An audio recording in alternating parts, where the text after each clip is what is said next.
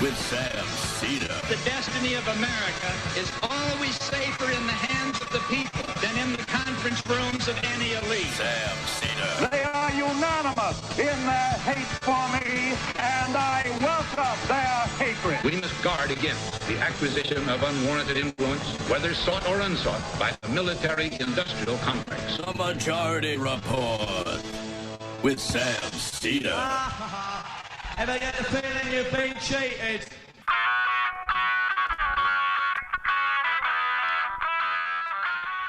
It is Tuesday, January 26, 2021. My name is Sam Seder. This is the five-time award-winning Majority Report. We are broadcasting live steps from the industrially ravaged Gowanus Canal in the heartland of America, downtown Brooklyn, USA. On the program today, Mitch McConnell relents. Power share goes forward. The Senate can theoretically now operate.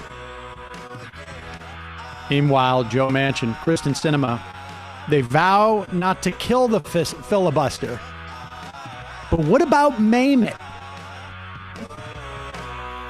Biden claims he is open to COVID relief negotiations, still claims that time is of the essence.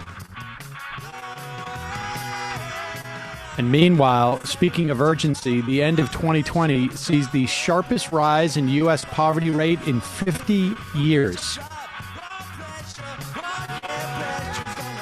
Senate's going to be busy in a couple of weeks as Leahy to preside over the impeachment hearings as Donald Trump promises Republican senators not to start a third party as long as they remember who their buddy is. Pfizer now wants credit and, more importantly, money for the typical overages in vaccination vials. Janet Yellen confirmed as the first female Treasury Secretary in the history of the United States. Billions of dollars essentially stolen from the California unemployment funds.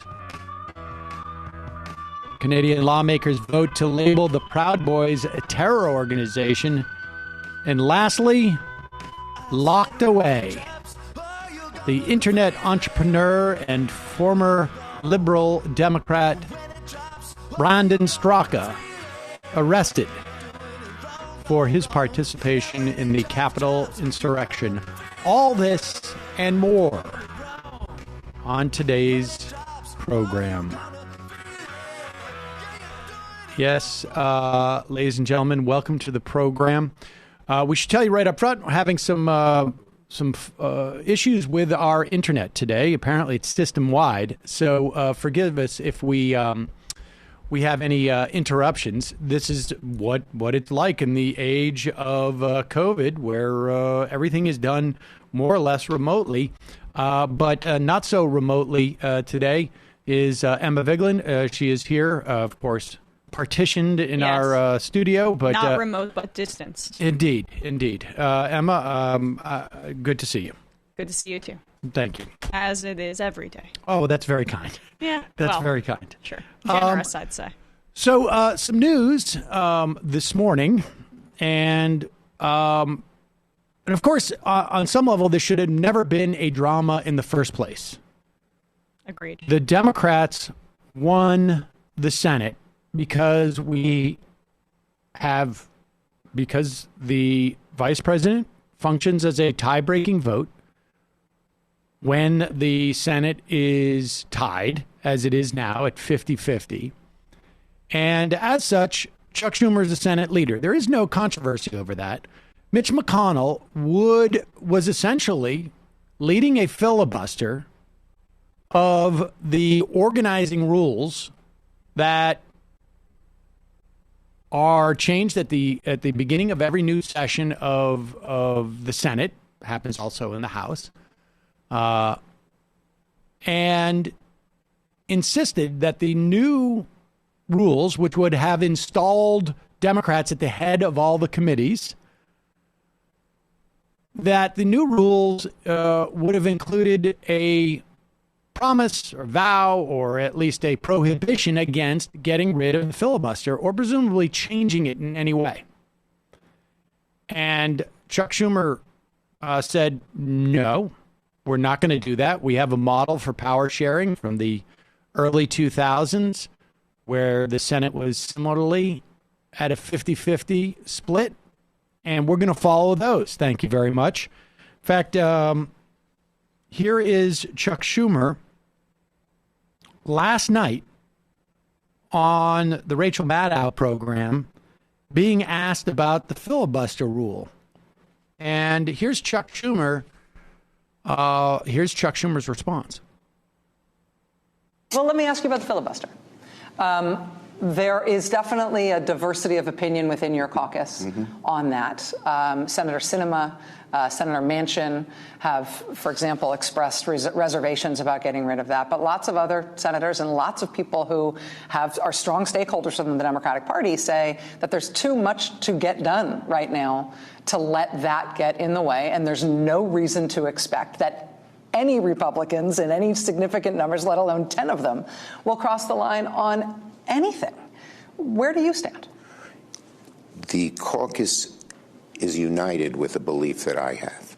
We must get big, strong, bold things done. That's a bottom line. If we don't, I worry about the future of this democracy. If people continue to be disillusioned that this government can't do a thing to make their lives better at a time when so many are angry, so many are sour, so many think they don't have a chance to get ahead, I worry about the future. So we have to get things done. That's point one. Point two, we will not let Mitch McConnell dictate to us what we will do and not do, period. And these first 5 days have shown that. And as I said, my caucus is totally united from one end to the other that we're not letting him go forward. Our hope is, now we have tools that we can use. Reconciliation, we can get a lot of the COVID bill done with reconciliation. And that's something we certainly will use if they try to block this immediate COVID bill. We can even use reconciliation for a much broader proposal, Biden's Build It Back Better, which obviously would be modified and changed. So we have some tools we can use right now and will not hesitate to use them if Republicans continue to just block. As for other issues, what we're going to do is we are united in the view we need to bring change. We are united in the view McConnell is not going to dictate what this Senate does, and we will come together as a caucus and figure it out. But I can assure you we will bring real change here, real dramatic change. We have no choice. So there it is. I mean, Chuck Schumer speaking as forcefully, I think, as I've seen him do in quite some time now. Of course, he's the thin majority leader. And notice how he said my caucus is united, that we need big structural change, not united behind any sort of filibuster reform, which I think is troubling for my in my perspective. Well, the bottom line is you cannot get the former without the latter. Agreed. And we heard yesterday, around the same time that Chuck Schumer was saying those things, maybe prior, not particularly new, but it was a very explicit vow, if you will, from Joe Manchin that, and he has previously stated this, Kristen Sinema has also stated this from Arizona, that they will not vote to kill the filibuster. Here is a quote from Kristen Sinema's press person. Spokeswoman for Sinema said on Monday, this is via the Washington Post, that she is, quote, against eliminating the filibuster, and she is not open to changing her mind about eliminating the filibuster. Yeah. Well, Joe, I mean, go on. I was going to read Joe Manchin also says something similar in various interviews.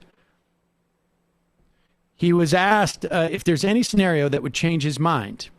And he replied, none whatsoever, that I will vote to get rid of the filibuster. I'm in the same place I've always been. Busting the filibuster under any conditions is wrong.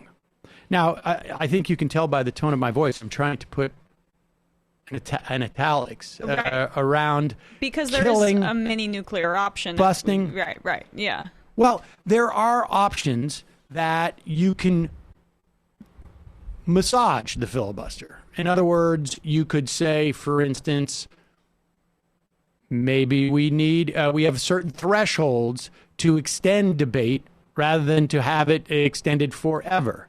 So maybe it takes, right now you need 60 votes to pass legislation. Maybe it would go down to 55 votes after 4 days of debate. Maybe it would go down to 50 after 10 days of debate.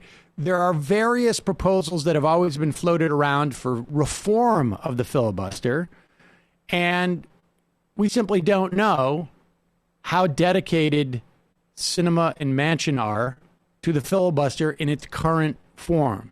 But it sounds, at least, like Chuck Schumer is going out on a little bit of a limb here to talk about how unified his caucus is. It certainly sounds like he believes, anyways, that he has the votes to deliver through reconciliation the $1.9 trillion package that Joe Biden has proposed. Which is key. Which is key, at least for immediate relief in this country. And by immediate now, if it was through reconciliation, we are probably looking at the beginning of the first couple of weeks of March.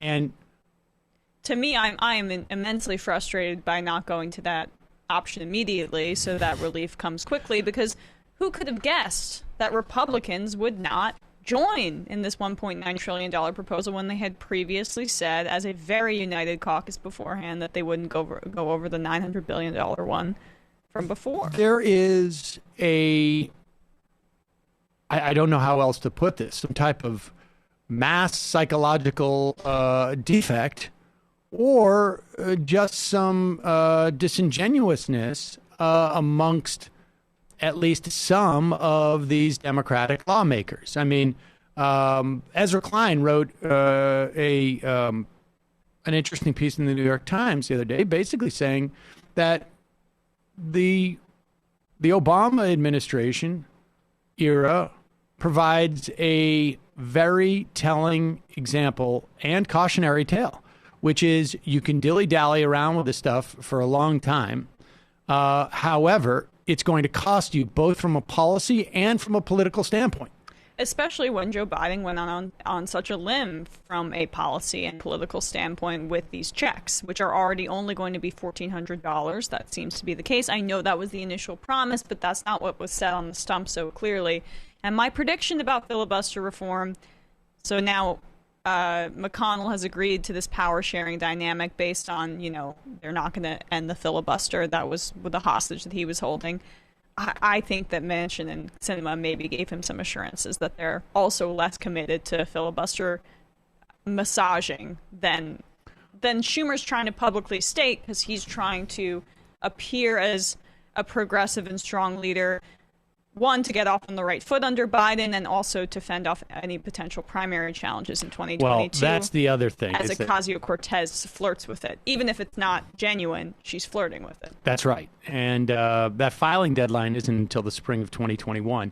So there is political pressure on Chuck Schumer to, at the very least, posture as someone who's going to be aggressive with the Republicans.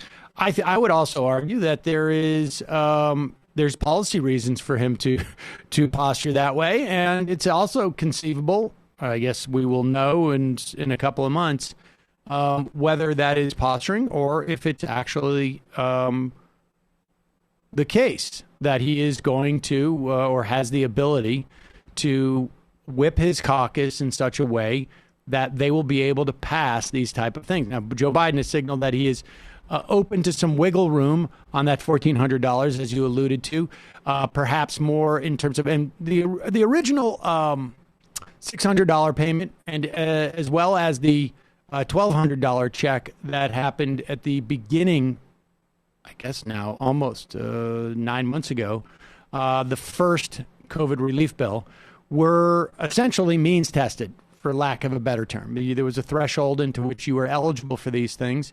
$75,000 was the $600 checks, although you could get some was available up to $100,000. It's conceivable they would lower the threshold in this bill, but it remains to be seen. But why is Biden prematurely making that concession when they could just go through reconciliation?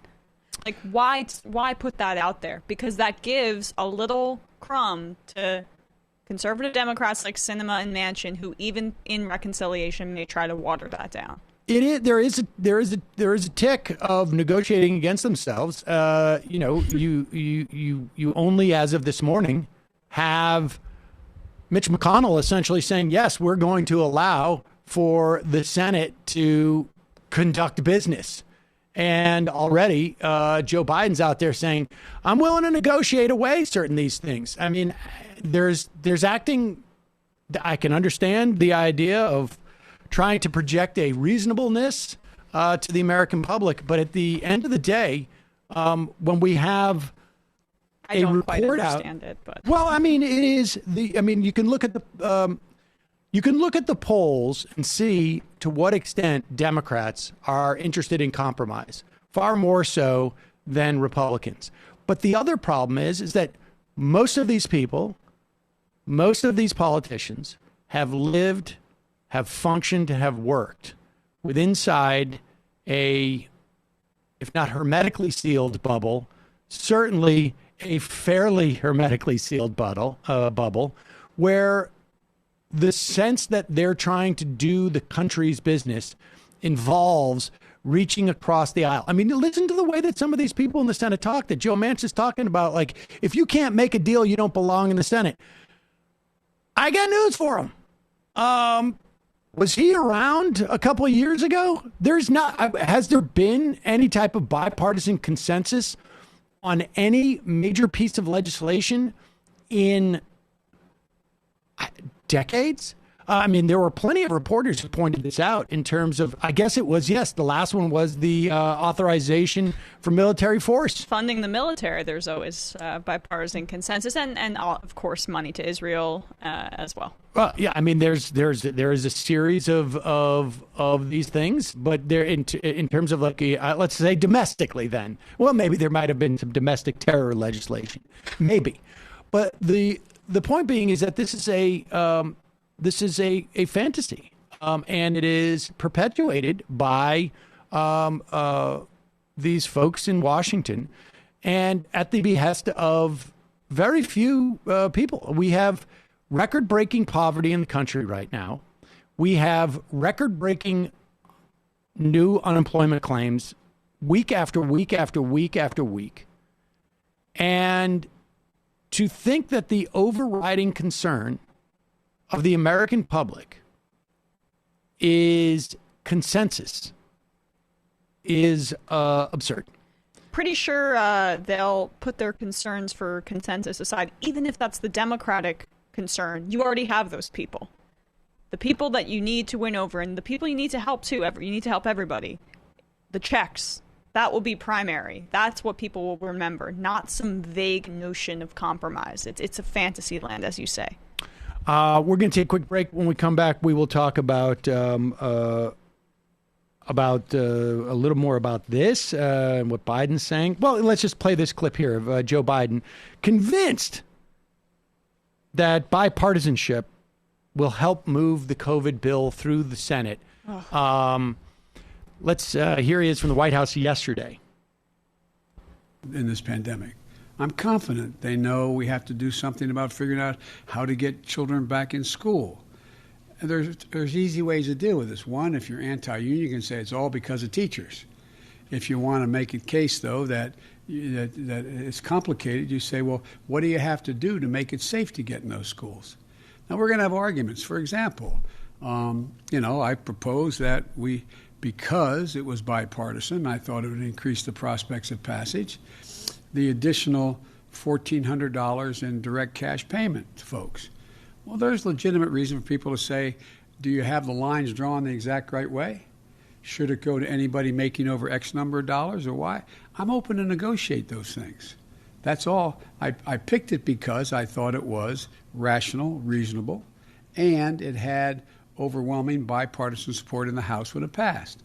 But this is all a bit of a moving target in terms of the precision with which this goes. You're asking about unity, 51 votes, bipartisan, et cetera. The other piece of this is that the one thing that gives me hope that we're not only going to sort of stay away from the ad hominem attacks on one another is that there is an overwhelming consensus among the major economists at home and in the world that the way to avoid a deeper recession moving in the direction of losing our competitive capacity is to spend money now. From across the board, every major institution has said, if we don't invest now, we're going to lose so much altitude in terms of our employment base and our economic growth, it's going to be harder to reestablish it. That assumes that the Republicans care about people. Well, I have two reactions. One of them is that. The first is, though, let me just say on a positive note, the idea that Joe Biden seems to be fully convinced that this is not a time for austerity is a marked improvement over what we saw in the Obama administration back in 2000, well, particularly in 2010. But there was not this full-throated, there was a panic in terms of bailing out the banks, but you did not hear a sort of like such a confident expression of the need to spend when you're in an economic crisis. That is encouraging. What is not encouraging is what was your first reaction, because we know the Republicans throughout the Obama administration did everything in their power to slow the economic recovery. They simply did. And they obstructed at every turn. And they were pushing austerity. It's true that the Obama administration was, too, by 2010. But this is, I hope that he's play acting a little bit. Well, that would ignore his entire history as a politician. Yes, there is growth in that area. So that's the one positive that you can take away from this. But I mean, it's because of the congeniality, the friendship, the nature of the Senate, whatever it may be, the constant underestimation of what Republicans will go to, the lengths that they will go to for political victories. They blocked Obama because they were not as concerned with the economy returning as long as the banks were saved and the industries that donated to them were saved as well. I mean, it's why they're not interested in growing the green economy. They're way more interested in propping up their oil donors than they are in making the American economy more robust, because it's a fundamentally corrupt party that's trying to loot the government on behalf of wealthy people that give them money. So, like, that is the biggest part of this. And McConnell will obstruct and try to make Biden's presidency a failure. And underestimating that tendency could be the pitfall of them. And look, there are some improvements with Biden, but there has to be an understanding of that dynamic, or it's irrelevant. It's irrelevant. Yep. All right, we're going to take a quick break, and we'll come back and talk more about the upcoming impeachment. So, folks, today's program sponsored in part by Monk Pack. Look, everybody knows that you need to snack throughout the day. I personally do. But you want to try and eat snackily, or I should say healthily. You want your snacks to be healthy. Sorry, I guess you I'm also about want to sneeze. try and eat snackily. Nope. Monk Pack, they make snacks that taste like they're your favorite sugary treats, but they have 1 gram of sugar or less. Monk Pack Keto Granola Bars contains 2 grams of net carbs. They're only 140 calories. They come in delicious flavors like coconut cocoa chip, maple pecan, peanut butter. For me, I got to say, I'm the coconut cocoa chip, and I like the peanut butter. So coconut with chocolate? I'm glad we're in agreement on that. Pecan, I'm not there. I mean, maple pecan's good, but I can't get ever too excited about pecan. Anyways, these things are keto friendly. They're gluten free. They're grain free, plant based, and they're non-GMO. My kids love them. Again, this is one of those products where I feel like I can give my kids something that they like, and they're not eating garbage. And that to me is, I mean, I know that parents out there appreciate what I'm saying. That's like a win. As far as I'm concerned, I can disappoint my children in every other way. But if I'm keeping them fed and I'm not feeding them with garbage, then I'm done. As far as I'm concerned, like success. Nice. I don't care how else they turn out. That's their problem. But if you're one of those people too who want to try and eat better, but during the course of the day you need a snack, Monk Pack Keto Granola Bars.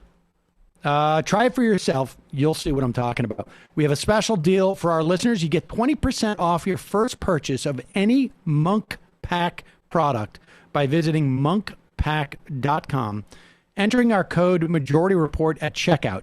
And Monk Pack is so confident in their product, it's backed with a 100% satisfaction guarantee. If you don't like it, for any reason whatsoever, they'll exchange the product or refund you your money, whichever you prefer, to get started. So you can try different flavors if you want. Nice. To get started, just go to monkpack.com. That's MUNKPACK. Monkpack.com. Select any product, then enter the code Majority Report. Check out, save 20% off your purchase. Monk Pack, delicious, nutritious food that you can count on. And we thank them for sponsoring this podcast. Also, another sponsor of today's program, longtime sponsor. This is actually an interesting Valentine's Day gift. Ooh. And you still have time, right? You got 2.5 weeks. I don't have to do anything. I'm a woman. All right, suit yourself. Suit yourself. Although, I don't know. No. I'll make dinner or something. I'm sort of psyched not to have to celebrate Valentine's Day, but that's not the point. Do you know the first Valentine's card was developed from Worcester, Massachusetts? Oh. Anyways, so what do you do for Valentine's Day? Oh, I don't know. I get chocolate, flowers, whatever it is. I get a better idea. Hunt a killer. What? Why would you do that for Valentine's Day?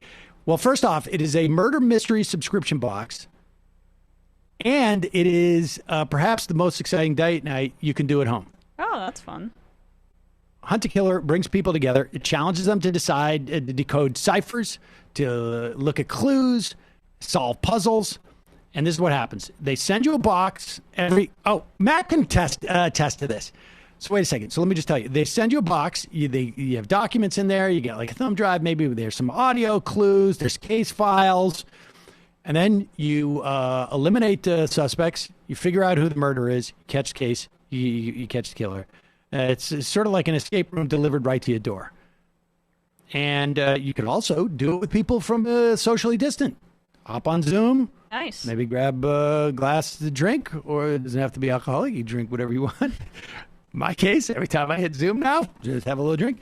Hunt a Killer spoiler-free community, too, can give you some insights and stuff like this. So for me, it's not date night. I do it with my kid. I do it with my daughter. It's the only thing that she really wants to have any involvement with me whatsoever. Every now and then she'll do a TikTok with me. Oh my God, are you on her TikTok? Well, I don't let her post it. We just keep it for us. Okay, but, gotcha. But this does sound nice and fun to do. Yes, and the last one we did, I think you did this one too, Matt, right? With the I'm still working my way through it, yeah, but the theater from the 1930s. It's like a cold case. And somebody sort of goes back in time to solve it. Not literally travel through time, but, it's a cold case. Yeah. All right, so date night, right? I mean, this would be a great Valentine's Day gift. Yeah, I got it because I hate board games and stuff like that, but, it's a pandemic and you need stuff besides just movies to watch. So this was my offer, and it actually is really fun. And I like escape room kind of stuff like that, so I feel like that would be Right. really, yeah. It's exciting, and my daughter was just a big Law and Order fan, and so when I was like this, she was like, "Yes." And I was like, "Really?" She's like, "Yes." And I was like, "All right, good." And it's Cool. actually been really fun. We set up a whole bulletin board with the string. Right now, you can go to hunttokiller.com/majority. Use the promo code majority to get 20% off your first box. Again, make sure to use code majority for a 20% discount. Check it out. Find out if you have what it takes to hunt a killer. Lastly, a message from a friend of show, Joshua Kahn Russell. He's been a guest on the program. He also listens to the program. He writes to me, "I'd like to tell you about my friend Casey Harrell. He's a longtime environmental organizer, spent his life fighting and winning against the fossil fuel industry, and a true American activist hero. Most recently, he led a global campaign that successfully pressured BlackRock, the world's largest asset manager, to change course on climate. Last year, Casey was diagnosed with ALS, also known as Lou Gehrig's disease, not long after the birth of his daughter, Aya. Within 6 months, he was in constant pain, had to use a walker, and needs assistance with daily tasks. Knowing what ALS does and fearing what lies in store for him and his family has been a harrowing experience. Casey, however, is a resilient and focused person. This is his new campaign. He's determined to live a long life. He wants to help everyone suffering from ALS get the support and treatment they need. Of those diagnosed with ALS, half live less than 2.5 years, and only 10% live longer than 10 years. Casey's doing everything in his power to beat these odds, starting with slowing his progression, but he needs support to do it. I wanted to appeal to MR listeners to go to his GoFundMe, which listeners can find by searching GoFundMe.com for the name Support for Casey Harrell, Harrell, and his family. We are 90% of the way of our to get to $250,000 goal. He's never thought the of people on the planet is something we should all aspire to. He helped the anti-sweatshop movement, United Students Against Sweatshops, and won the first big corporate campaign against Nike. Successfully pressured Facebook, Apple, and Google and others to move their data centers off of coal and commit to 100% renewable energy. Casey is one of the most strategic and impactful campaigners that most people have never heard of. He's a reminder that organizing works and that action is an antidote to despair. Thanks so much for listening. That's from Joshua Kahn Russell. We will put a link in the podcast description and our YouTube subscription and on our website to Casey's GoFundMe. But check that out if you have... Sending, all of so much love to Casey and his family. Yep. And if you have a couple extra dollars, by all means. All right. Getting back into this, we have now Mitch McConnell saying we can go forward with the Senate. We have Joe Biden saying in the clip that we just played earlier that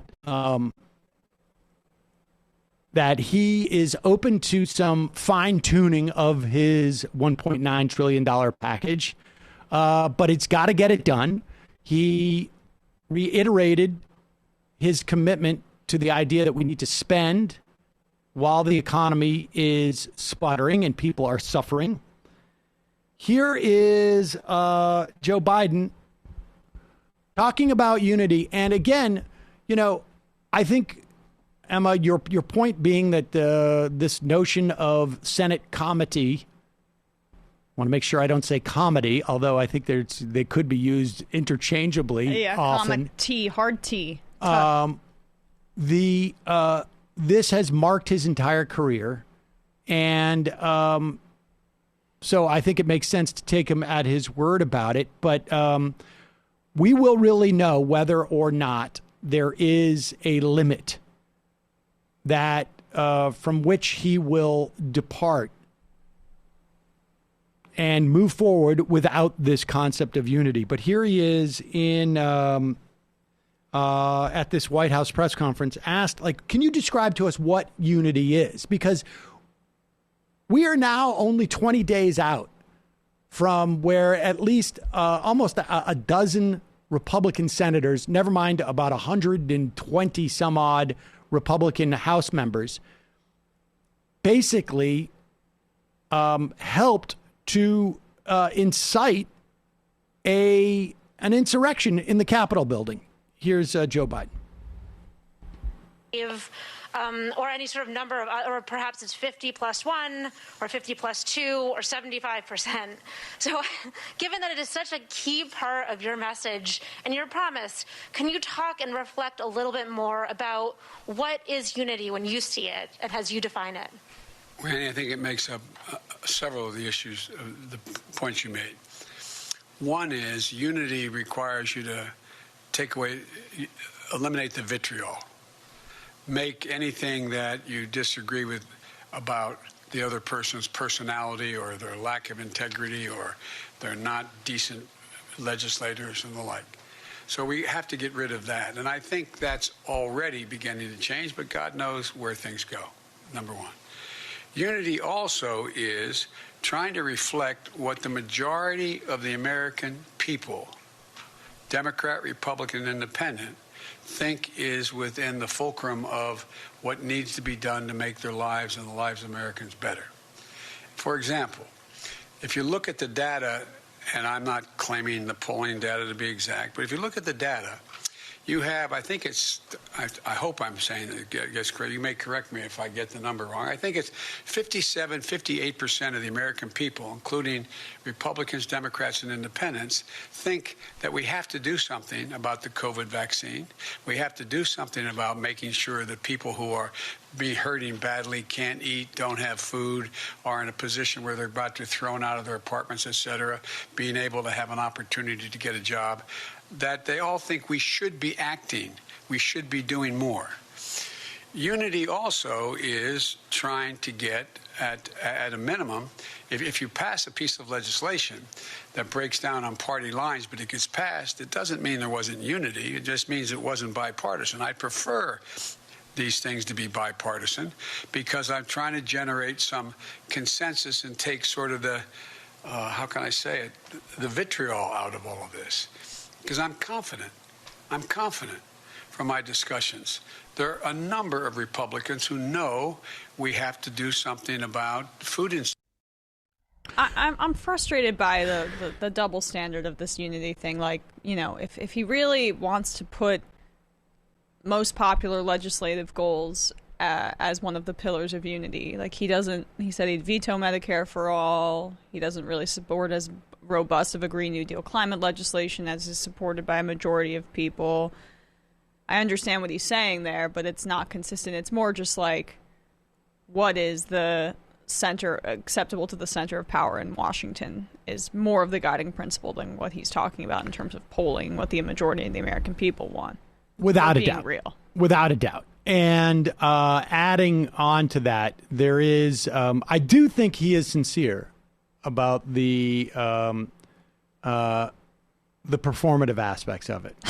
We should all, well, thank God. We should all look as if we are getting along, and we should tone down. Now, I don't think it's a bad idea to not have our president, or I should say, I don't want to use a double negative here. I don't think it's a bad idea to have our president not be renowned for talking about how well endowed his opponents are.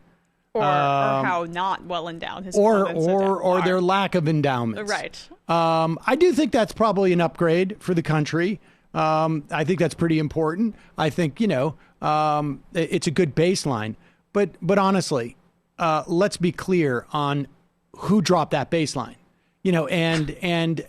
And why he was able to drop that baseline. Why was there a president who didn't unify the country, who divided the country?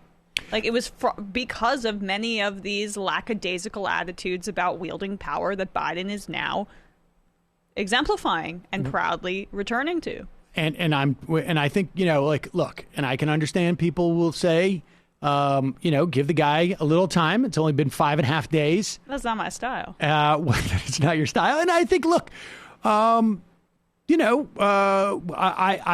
contend that we will know more within 45 days, and we will get a good sense of where this is going. But I think it's also, there's a very good argument that he needs pressure, and people should be at full attention as to what the president is doing and how they're reacting to the Republicans who, listen, I mean, if somebody wants to bet me on what the Republicans are going to do, I'm willing to take that bet, unless they want, if they want the obstruct side, then maybe I think we probably won't be betting. But if someone wants to bet me that the Republicans are going to come sincerely and follow this, I mean, I'm sorry, it's just absurd.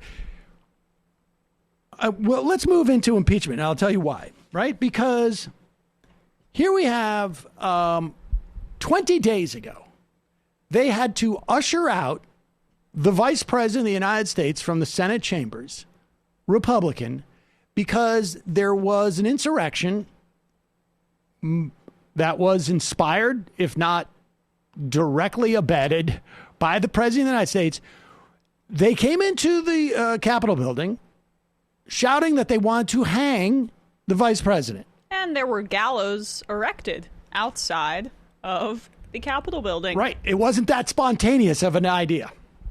And there were lawmakers, and it's subsequently come out that there were multiple, at least members of the House, and it almost goes without saying, women of color in the House who were targeted, had received death threats from individuals who were in this insurrection. Specifically, Alexandria Ocasio-Cortez, that just came out yesterday. Yes, and others.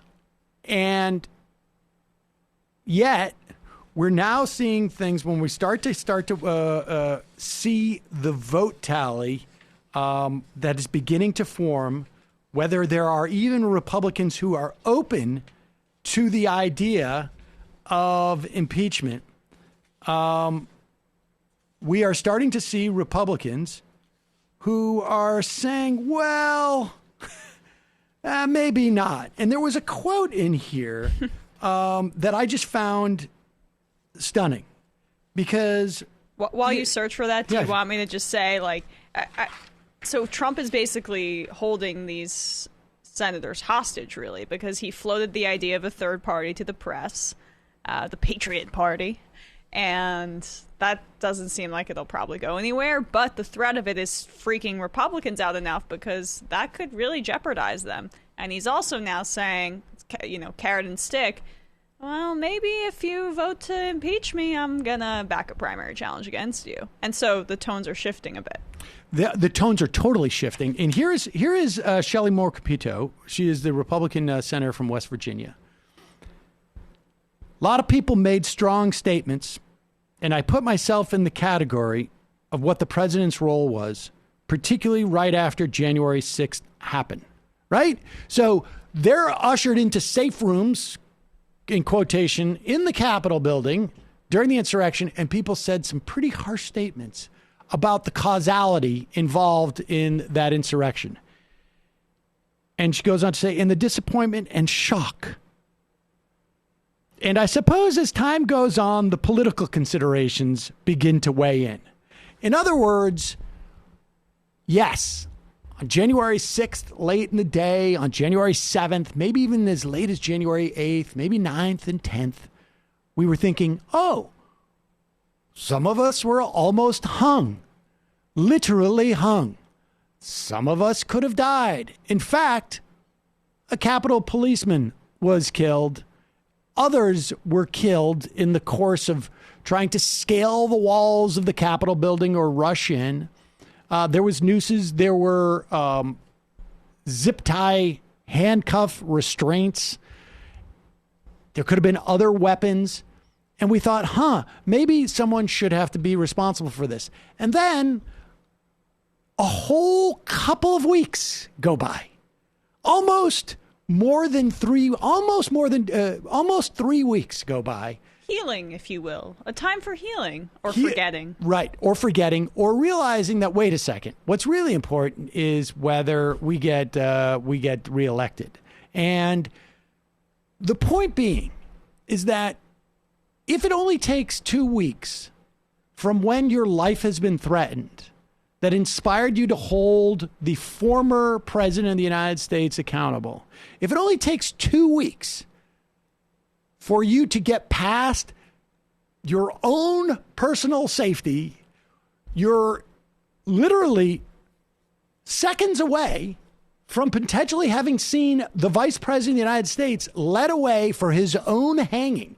If you can get past that in 2 weeks so that you don't hold the president accountable or the former president accountable anymore, how far down the road do you think you're going to get with Joe Biden's calls for unity to pass something legislatively if their constituents, for whatever reason, don't want to do it, which of course they won't because it's Joe Biden, and a significant percentage of these people think that Joe Biden is going to, I don't know, whatever, change the flag of the United States into the Antifa flag, and I don't even know what is there an Antifa? I don't think so. Well, it's not an organization, so I don't think there's a flag. I mean, maybe these Republican senators just have great therapists. They got over it within 2 weeks. That's very, very quick. Yeah, I mean, the congressional health care plan, we all know, is quite generous.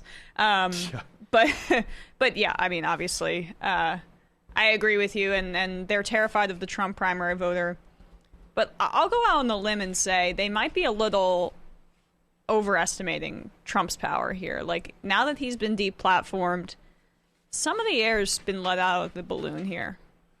He doesn't have a megaphone in the way he did before to just dictate things. I think the real test to that, and I think that without a doubt, he certainly, I mean, you know, I think there is, we're all coming down, not we're all, but I think a significant portion of the country is coming down from like a sort of like a heightened state of anxiety and stress. I've been feeling on that some level, right? Yeah, like all the cortisol, is that what it is? Starts to bleed out. And wait, do we have a picture of the Antifa logo? Is that true?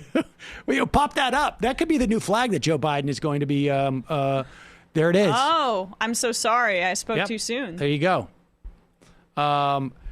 And so I think, you know, certainly the absence of him on social media has made him disappear from at least the forefront of our brains. And I imagine he is also laying low specifically right now to avoid providing the Republican senators any cover for doing this, for voting for him for impeachment. Yeah. My guess is going to be the day after the trial ends in the Senate, regardless of what they find, he is going to be back out there. And I mean, look, let's be honest.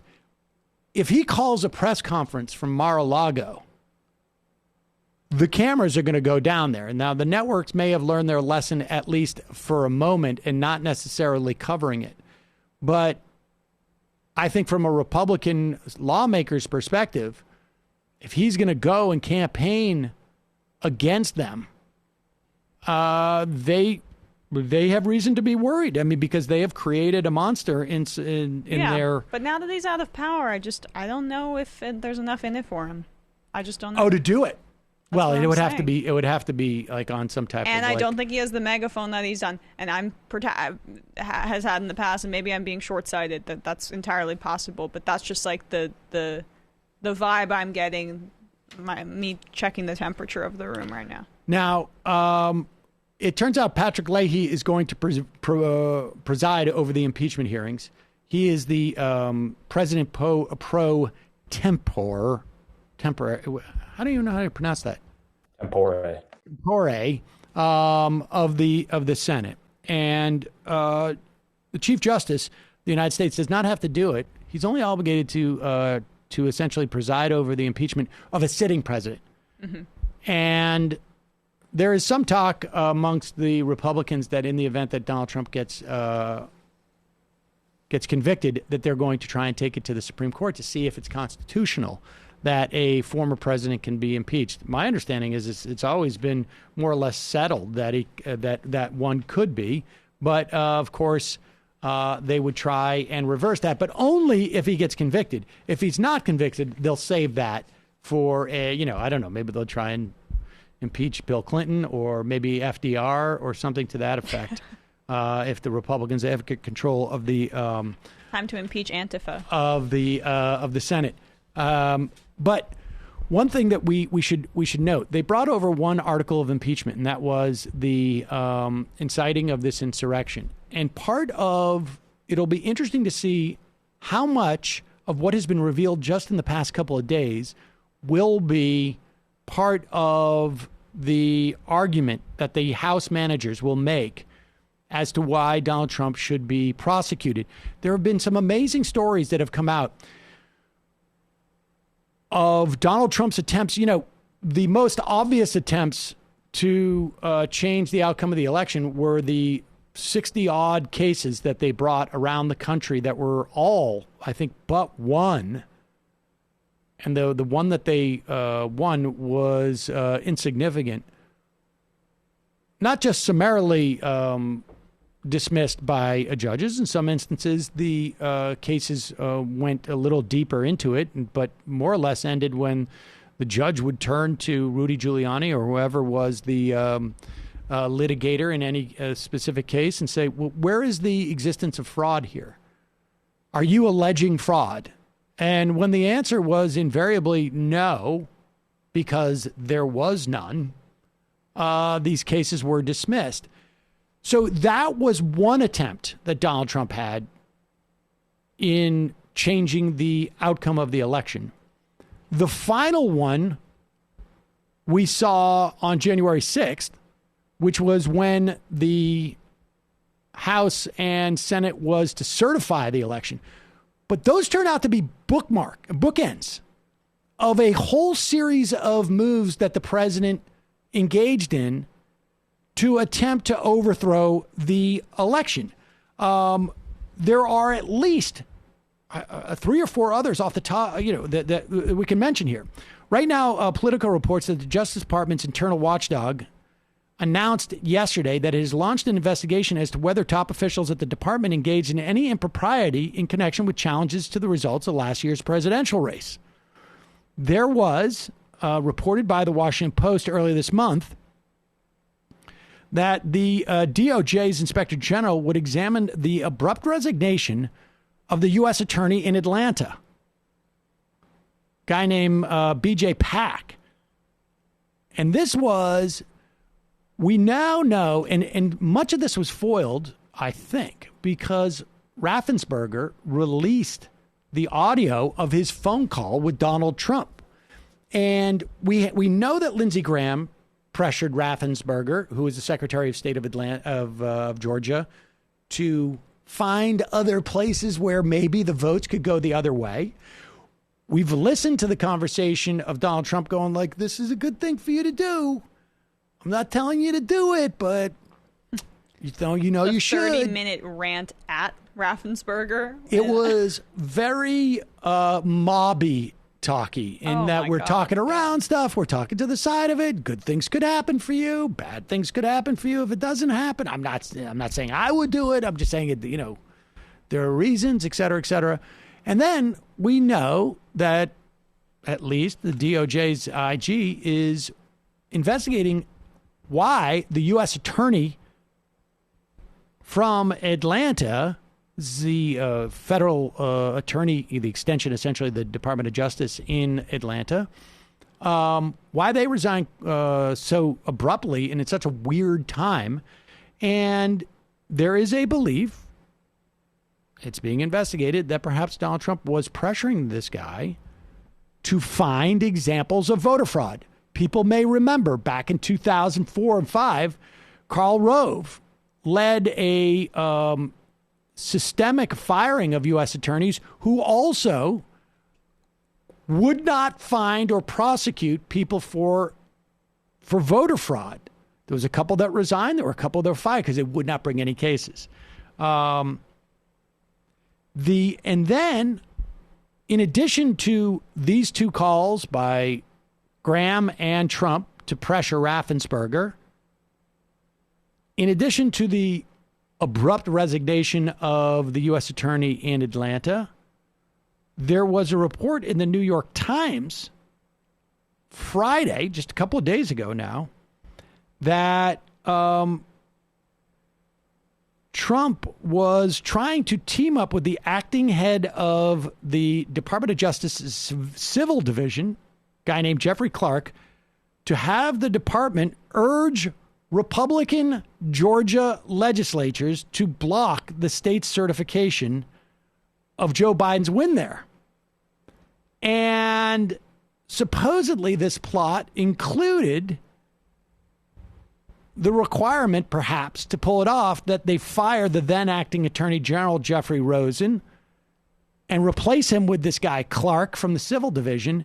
And it wasn't until many of their aides, apparently, involved in the department, the DOJ, threatened to resign en masse, that it didn't happen. Although it's also possible, again, that the Raffensperger call short-circuited this attempt. I mean, so we have a relentless sort of campaign by Donald Trump to overturn the election results.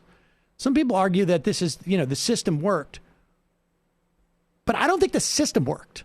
I think there was a couple of people in there who did stuff. It is not part of the system that the Secretary of State leaks an audio call from the President of the United States leaning on him to change the election results. That just happens like by happenstance. It just so happens that Raffensperger was fed up at that point. And we're lucky that he was concerned so much about his own legal culpability that he chose to record it. I mean, there were no checks and balances if Raffensperger didn't do this, because Georgia is from top to bottom, now in terms of the governorship and the powers that be there, controlled by Republicans. They were entirely susceptible to this kind of corruption. Even if Georgia had been overturned, obviously, Biden still would have won. But it just goes to show how paper thin these things are. And like the fact that we just have these arbitrary state officials involved in certifying elections. I mean, in 2000, it was those 3 obscure Miami board members who were in charge of determining the recount. It's just so convoluted. It's so susceptible to corruption.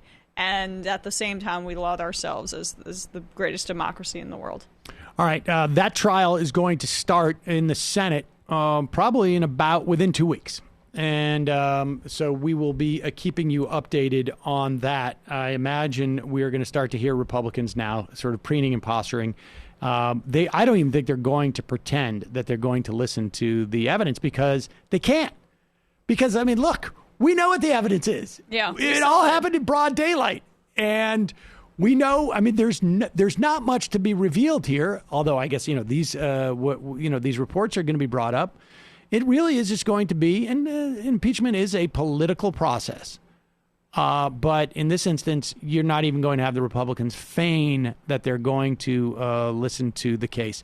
All right, we'll take a quick break. When we come back, got a couple of other stories to race through. A lot of stuff happening these days. We'll be right back after this.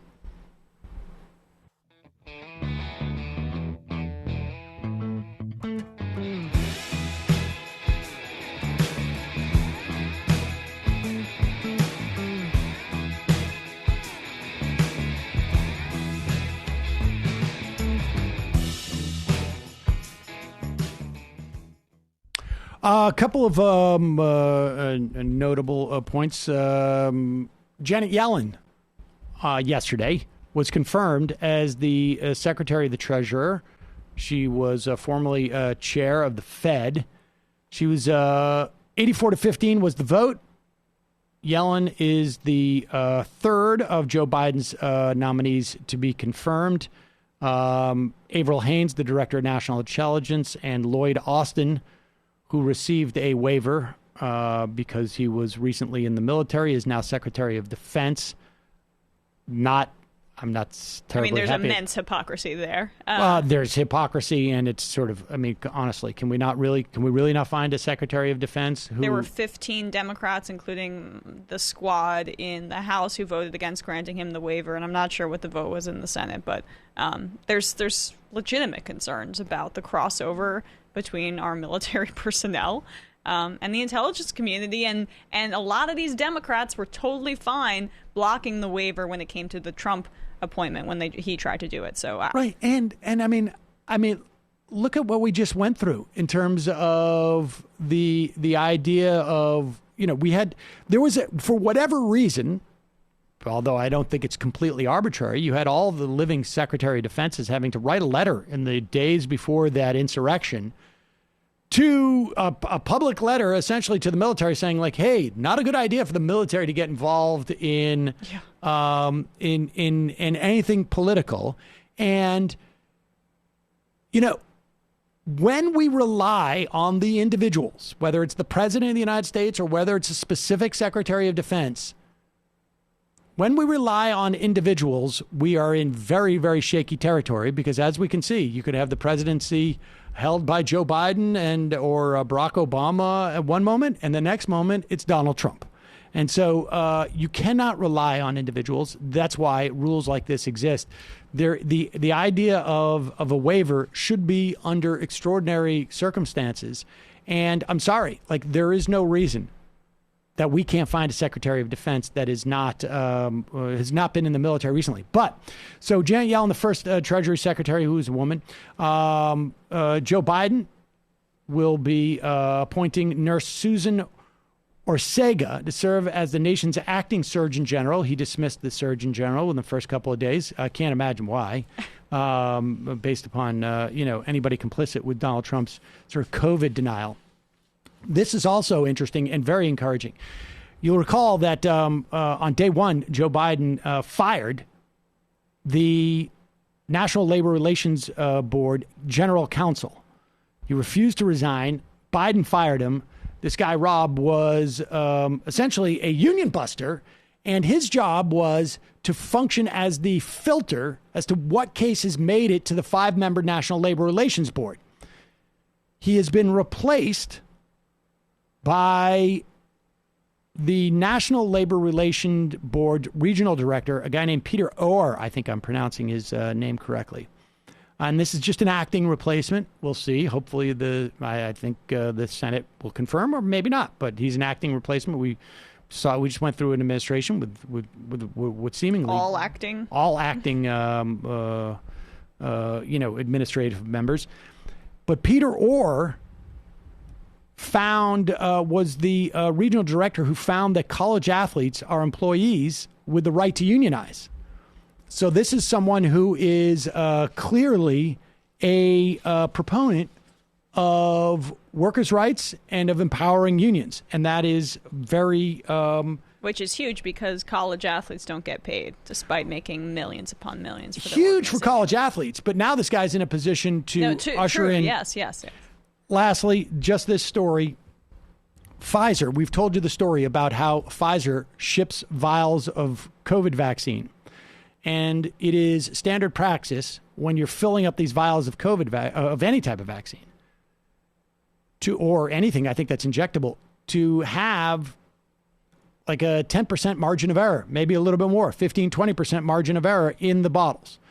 You need a special type of syringe, however, that can fit into the vial and still get stuff in there because the needle's so long and this and that. Well, it was found that vials that were shipped for 5 doses could get 6 with those special syringes. And now Pfizer wants retroactive credit for those extra doses because it's extra money. I say the U.S. government should basically expropriate this vaccine. We need it for national security purposes. Sorry, Pfizer. You may not get some extra billions. And they are basically, the FDA now has agreed to change Pfizer's vial labels to acknowledge they contain 6 doses, not 5, even though there's a huge number of distributors that cannot get that 6th vial dose. All right, folks, that's it for us today. We will see you tomorrow. And for those of you sticking around, we see you right now. You can join us in the fun half by becoming a member. Go to jointhemajorityreport.com. Also, don't forget, Hunt a Killer. It's the murder mystery subscription box. That's the most exciting date night you can do at home. Or it's a, date night from afar on Zoom. Or it doesn't even have to be a date, but great Valentine's Day gift in my estimation. Hunt to Killer brings people together by challenging them to decode ciphers, examine clues, solve puzzles. Like we said before, it's like an escape room delivered right to your door. Nobody's going to an escape room these days.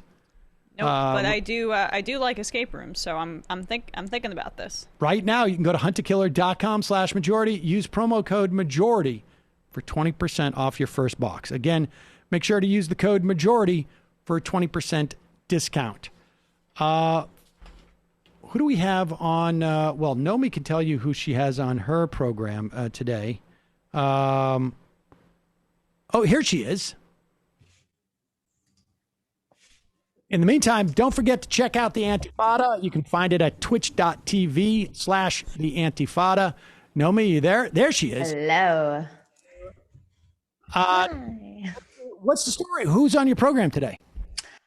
We have Kenzo Shibata and we have Lance from the Turfs. Turfs. Oh my gosh. And who else do we have on our show today? I know I'm embarrassed to say that. I think those are our guests today. That's the big show. So we're gonna have a good conversation about the strikes the potential strike, I should say, in Chicago, the teachers' strike, but it looks like it's probably gonna happen. And then we're gonna talk about, just the news of the day, which we're not gonna talk about here.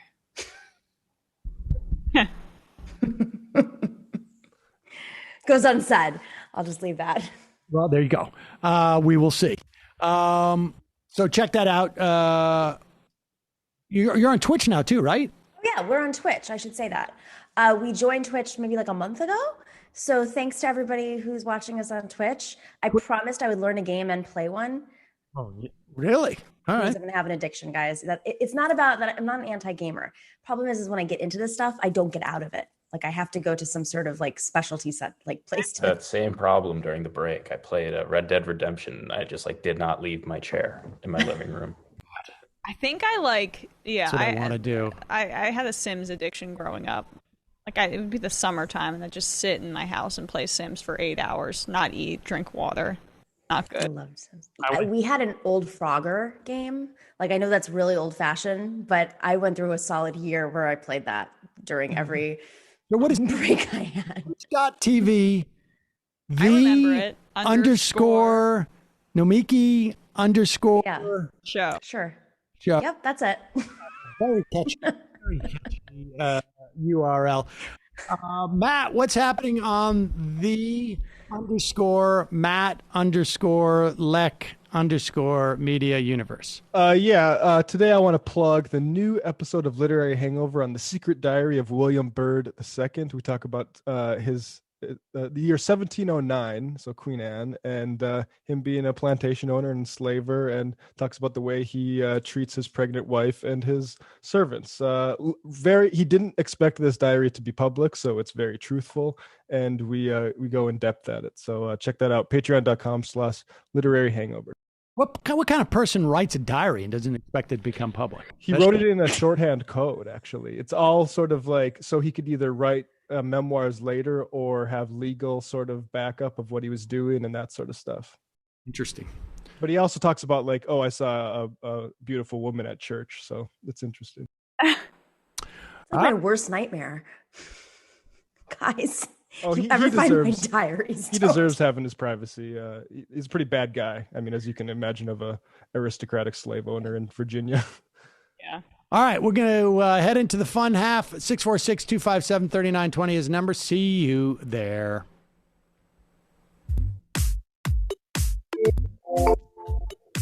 Left is best. Jamie and I may have a disagreement. Yeah, you can't just say whatever you want about people just because you're rich. I have an absolute right to mock them on YouTube. He's up there buggy whipping like he's the boss. I am not your employer. I'm tired of the negativity. I'm sorry. I didn't mean to upset you. You're nervous. You're a little bit upset. You're riled up. Yeah, maybe you should rethink your defense of that, you fucking idiots. We're just going to get rid of you. All right. But dude. Dude. You want to smoke this joint? Yes. Do you feel like you are a dinosaur? Some good shit. Exactly. I'm happy now. It's a win-win. It's a win-win-win. Oh, hell yeah. Now listen to me. 2, 3, 4, 5 times. 847-906-501-457. 2, 38, 56, 27. 1/2. 5 8s. 3.9 billion. Wow. He's the ultimate math nerd. Don't you see? Why don't you get a real job instead of spewing vitriol and hatred, you left-wing Limbaugh? Everybody's taking their dumb juice today. Come on, Sammy. Dance, dance, dance.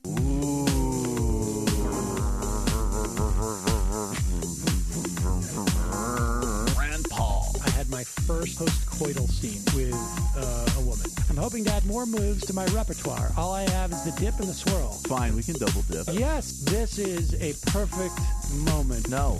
Wait, what? You make under $1 million a year. You're scum. You're nothing. Excuse me? Fuck you, you fucking liberal elite. I think you belong in jail.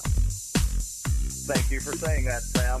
You're a horrible, despicable person. All right, gonna take a quick break. I want to take a moment to talk to some of the libertarians out there. Take whatever vehicle you want to drive to the library. What you're talking about is jibber jabber. Classic. I'm feeling more chill already. Good. Donald Trump can kiss all of our asses.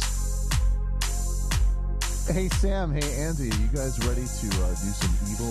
Hitler was such an idiot. That guy might be a Nazi. Agreed. No. Death to America. You. Yes. Wow. Wow, that's weird. No way. Unbelievable. This guy's got a really good hook. Throw our hands up. Ooh. Wow. But Sam, I gotta get off. No worries. Let's. I want to just flesh this out a little bit. I mean, look, it's a free speech issue. If you don't like me, Hey! Shut up! Thank you for calling into the Majority Report. Sam will be with you shortly. What's up, folks? It is the fun half. Sorry, I just had to have some of my salad. Emma, you have a little piece of lint or something right at the top of your forehead. I thought you were going to say she had a little piece of salad in her teeth. We want to check the mirror. There's like a little piece of lint or something, it looks like. Emma's blood sugar drops dramatically. She needs to... Don't do it on camera.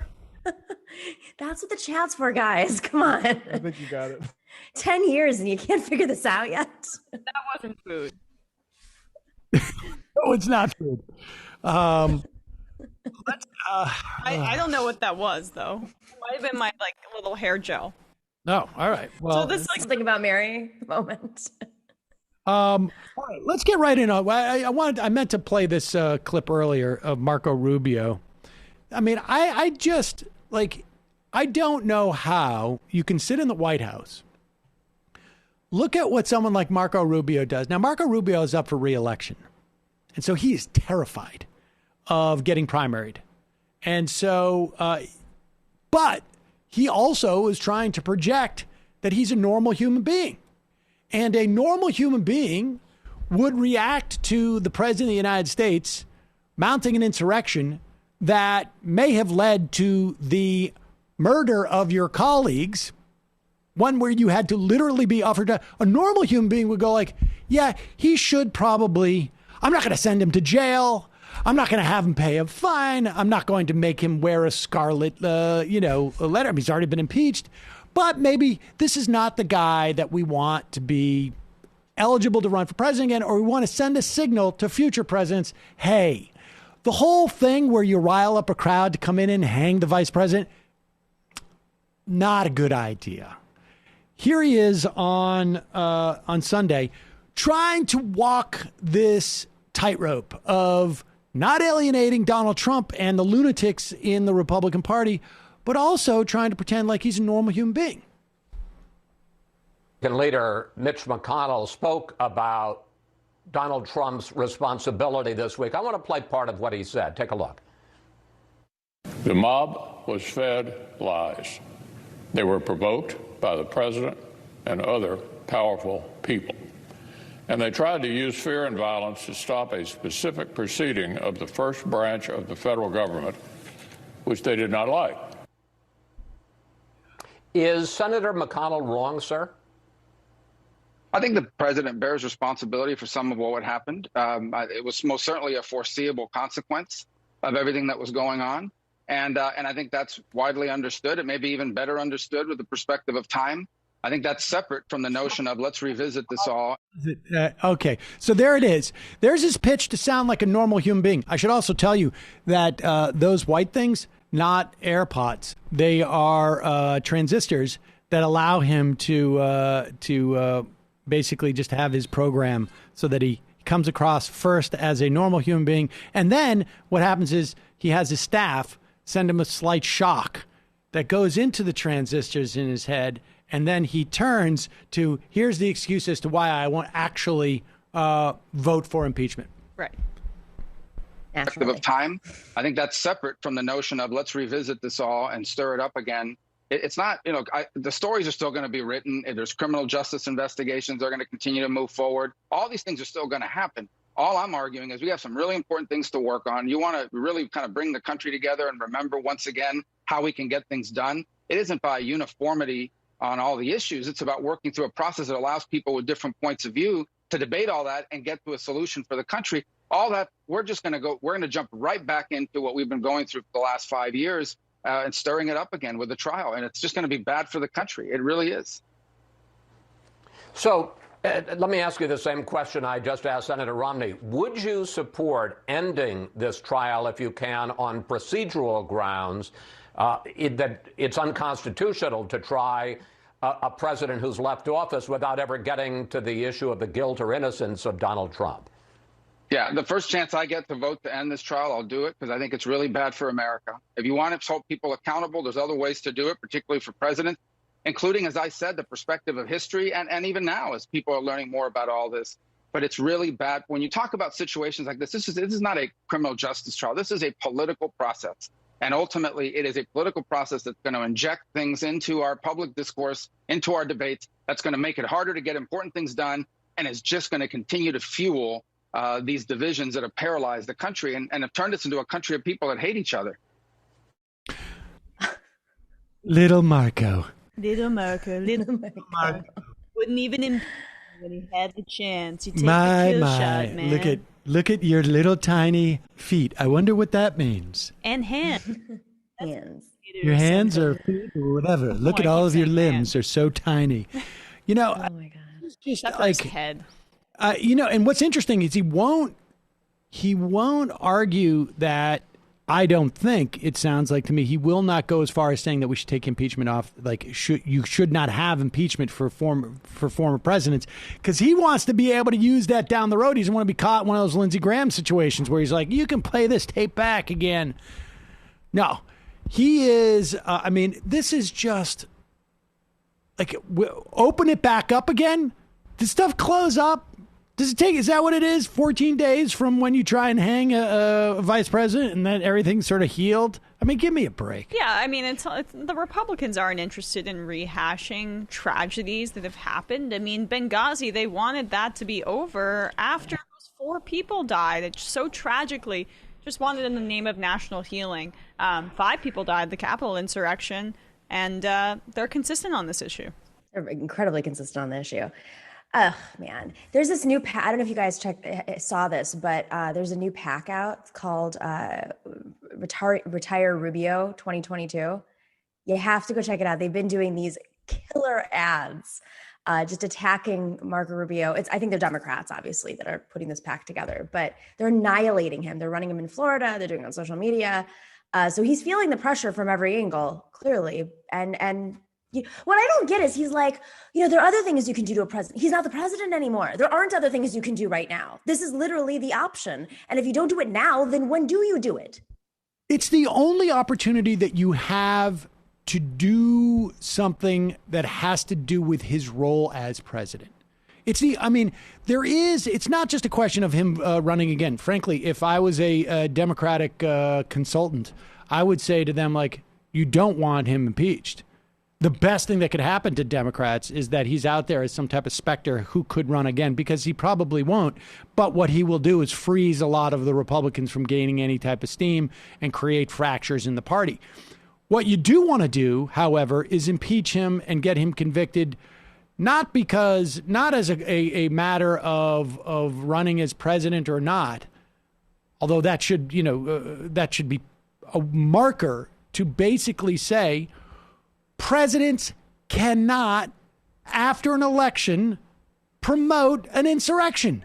Like, you need to do that. You need to say that we're going to start to hold people to account, whether it's for this or for Iran-Contra or for what Nixon did, or frankly, for holding a torture regime, or invading a country by lying to your country about it. I mean, all of it. Well, they're hoping that that's what happens, right? The same Democratic Party that kind of just let that slide in terms of accountability for the president, for President Bush and Vice President Cheney and all of, Rumsfeld, et cetera. They're hoping it's the same thing, but the difference is that these senators, these Democrats, these congresspeople, their lives were on the line this time around. Exactly. And so they're not going to be as forgiving this time around, and because Trump was so offensive to their sensibilities. And when Rubio talks about unity there, he's not talking about, or whatever, the vague sense of healing the country. He's not talking about healing the country. He's talking about healing the Republican Party. They're terrified of exactly what you're saying, which is... What's interesting to me is, I'm sorry. I'm almost done. Creating a civil war and division in the Republican Party, and dividing them electorally going into 2022. Yep. That's what they're terrified of. Yep.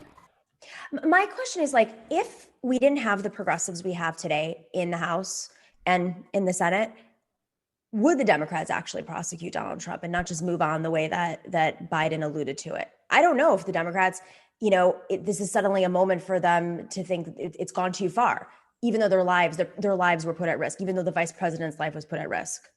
I think that's, you don't know, but I think that's very possible. I mean, certainly in the day after on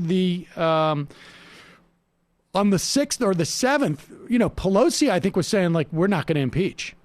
Right. I mean, I'm not imagining that. And, no. And here's the thing. And they wouldn't have the first time. I know there are people who are cynical about, well, they'll impeach Donald Trump because he's gross, because they don't like him, because, and they wouldn't impeach George Bush. Perfectly legitimate critique in terms of the hypocrisy. But if you are actually genuinely interested in holding to account the next George Bush, you need to impeach Donald Trump, and you need to convict Donald Trump because he's the low-hanging fruit. 100%. You're not going to, I mean, let's reverse this. Let's imagine that in 2005, 2009, Donald Trump was president and was impeached. And now we're at 5 years out from 9/11, and we had a president who lied to the country, started a torture regime, and got us into a war. What are the chances better that we're going to impeach George Bush if he follows Donald Trump's impeachment or precedes it? I mean, the bottom line is, if you want to hold presidents to account, you need to do it when it's the low-hanging fruit if you hope to get to the higher-hanging fruit. And the reason going after Donald Trump is because the Democratic Party has evolved, and that should be something that is... It's both. Is praised too. Yeah, it's that too. It's that what you're saying, and also the Democratic Party. It's gotten a little bit better right now. It's a little bit better than it was then. So that's something that I know a little bit. But also, like, if we didn't have the squad, if we didn't have Bernie Sanders and Elizabeth Warren and the few senators that are willing to separate themselves at least on some issues, maybe not all foreign policy issues, back then, maybe we'd be in a different place. But, they were part of the Iraq war. Whereas the Democrats, they never showed up on day one saying we're working with Donald Trump. I know that there are deals that the Republicans have had with the Democrats in the last 5 years. I'm not, don't that's not lost on me. But ultimately, he's always been the opposition. Whereas in that moment after 9/11, everybody came together in this moment of healing and started working together and buying into the lies of the Bush administration. So the pressure on the Democrats to impeach was not what it is today internally, if that makes sense. Yes, I mean, I agree, but I think there's a lot of different ways of assessing that. We could spend hours on assessing. After 9/11, there was I'm not sure I would characterize it as unity as much as I would intimidation, and a fear that was going on, and a certain amount of cowardice on behalf of the vast majority. Nancy Pelosi. Not just Nancy Pelosi. I mean, Barbara Lee, that's it. Yeah, honestly, huge swaths of the country.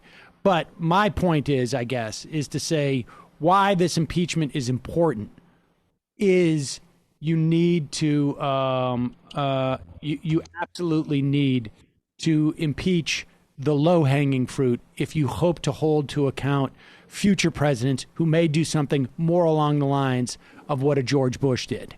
And I mean, in my mind, starting a torture regime, lying a country into war and having hundreds of thousands of people killed in the most conservative of estimates, and millions of refugees, that's low-hanging fruit to impeach somebody as far as I'm concerned. But whatever, I'm saying even based upon the average person's perspective, this is the low-hanging fruit. If an insurrection in the Capitol, 2 weeks earlier, does not get you to impeach, you can forget the idea of holding any president to account for anything. Right? Not to mention that he's isolated right now. Unlike George W. Bush, who was the most unpopular president ever before Donald Trump, he still had his gang around him that was more or less defending him in the Republican Party, give or take a few, defending the Bush administration. Whereas it's just Donald Trump, sitting alone in Mar-a-Lago, ignoring the rest of the world. So if you can't go after him now when he's alone and weak and the Republican Party has turned on him and Mitch McConnell and Kevin McCarthy can't even agree on whether he incited insurrection, they're divided. This is the moment that Democrats act. And this is the moment progressives put pressure on Democrats like Kyrsten Sinema and Joe Manchin. Because impeach. I think they're all going to vote to impeach him. I would hope so. I think so too, but I think it's a confluence of all of the things that are being discussed there, and that's precisely what the purpose of Marco Rubio's media appearance is. It's not about protecting the country. It is about, there is definitely deadly fear amongst Republicans right now that they are at this weak point, just like Nomi and Sam, you guys are saying. And this could fracture them further. It really could, and that's why you got to do it. Yep. Hold them accountable. Let's go to the IMs. Bear at Home 2. Sam, can you address Emma's disgusting comments from yesterday? Referring to the GOAT, Tom Brady, as top 5 quarterbacks is inconceivable. I think it's important to combat this Brady derangement syndrome in order to heal this football nation. I think if I talk more football on this show, the fans will kill me. That's right. Well, yeah. I mean, look, there's really nothing to discuss. He's top 3. I mean, he's oh he's my amazing. God! I just don't think he has the physical tools of Aaron Rodgers or John Elway. That's my view. Yeah, well, I mean, if you got a trophy for physical tools, then that was the name. The game was not called football, but it was called physical tools. Gronkowski, the greatest head coach in the history of football, the greatest mastermind in the history. Did you know? Football. I heard this. That help me, guys. Help me. That over his career, he has played in 50% of the Super Bowls. I know. It's yeah. That's nuts. It's a team sport, but yes. I mean, Bledsoe did get him to the first one, but I guess that's true. I mean, they went 11-5 when he tore his ACL in that season with what was it, Castle as the backup? Was that 2000? I mean, I'm just saying, I think Bill Bell. All right, let's go. People underrate. Wait, how many Super Bowls is this? Tom Brady. That's my point. Even though what he's doing right now is remarkable, I can't take away from it. But anyway, I know no football, but I will just throw this out. Jim Kelly was in 4 Super Bowls in 4 years. Wouldn't those be similar numbers? It would be, but they couldn't pull it out, so nobody cared. That's true. That's because Mark was cursed. Did Emma pay attention to her Sims meters, or did they perish in a terrible fire? I don't even know.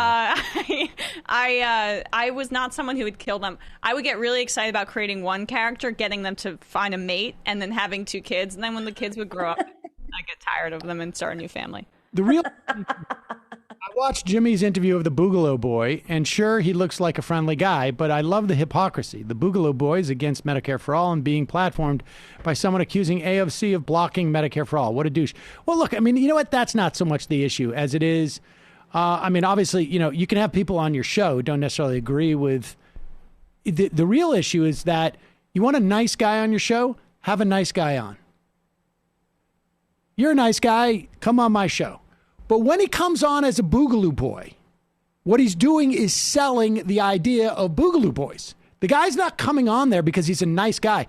A lot of people at that, well, I don't know if a lot of people at the rally holding weapons, trying to intimidate the Michigan lawmakers at the state capitol, there were a lot of different types of people there. I think there was a very specific type of people. But if you were to just bring somebody on your show because they stood in a crowded room and said, hey, I am for Black Lives Matter. I am for LGBTQ rights. I am for whatever it is. And you bring them on the show and go, you're a good guy. You seem to be for a lot of things that I'm for. That's great. Well, yeah, nice to meet you. The whole hook and the whole reason why he was brought on was because he was a Boogaloo Boy. And the whole nature of the interview is to say, look at this really great guy, and he's a Boogaloo Boy. Maybe Boogaloo Boys are not so bad. That's the whole point. It doesn't matter Medicare for All. It doesn't matter. I could bring people on this show who are like, oh, no, I don't believe in any of the stuff that you believe in, whatever. He is trying to launder the Boogaloo Boys, and he's either doing it knowingly or he's doing it just because he's ignorant or because he has some type of mental issue and he saw somebody criticize him for, I mean, that's quite possibly. Or to appeal to this audience. Or because that's what it is. He had a nascent Parler channel. He thinks it's coming back on. He wants to be able to put this video up on Parler. Yeah, I mean, he knows his audience. And ultimately, I think what's really concerning about this is it's also tricking his audience into thinking that's how you build movements. Of course, there are times you build coalitions with people you don't agree with on many issues. I mean, and you have to separate that from like bipartisan deals, in the Senate or in the House. You have to separate those two things. But movements, you always start with the low-hanging fruit. You always start with how do you build the broadest, most diverse coalition? I mean, you never heard Bernie Sanders on the campaign trail say we have the most diverse, generationally diverse, ethnically diverse, geographically diverse coalition, plus the Boogaloo Boys. He never said that. I mean, if 75% of what they stand for is against your platform. Right? Like Jimmy's coalition's different is what I'm saying, is what we're trying to say, right? Yeah. I mean, he's clearly trying to build something. I don't know if it's just build out his platform and knowing very well that my guess is the Majority Report audience is not he doesn't overlap a lot with his audience. But I will say maybe Dave Rubin's audience does overlap with his audience. And so if he can lean into that a little bit more, his audience grows. If he's partnering up with a party that's doing the same exact thing, their audience grows, their movement grows.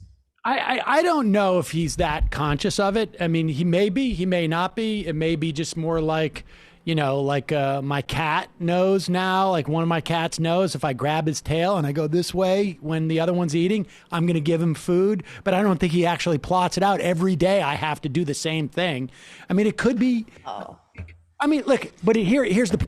It doesn't matter. I've been saying some of this stuff for years, Sam. Like people are pulling up clips from 5 or 6 years ago and you're like, wait, this was there the whole time and we didn't even realize it. No, I know. My point is this, is like, it doesn't matter what his level of consciousness is about it because it's not like a one-off. And it doesn't matter whether he's sitting there, plotting it all out and looking at vectors and spreadsheets as to where, he's going to find his audience or that he has some type of agenda or even, I don't even think like, I got, a check from this organization and they're happy with this. That is not, I mean, although I feel like you should disclose that, I have a feeling that's not what it is. I just think that the guy is whatever. It doesn't matter what I think, why he does it. All I can tell you is it is wrong. It is dangerous. It is, and it's effed up. And so people need to be clear about that. Dave Rubin is very apt comparison, because the problem I always had with Dave Rubin, now it's fun to just make fun of how stupid he is. But the problem I had with Dave Rubin was that he was selling himself as whatever, a liberal or someone of the left or whatever it was that he was trying to sell himself. And he was functioning as a funnel, and which led people down a path where they would become, I don't know if they would necessarily become radicalized, but they would become right-wingers, and their perspective would be counter to what Dave Rubin was ostensibly projecting himself as.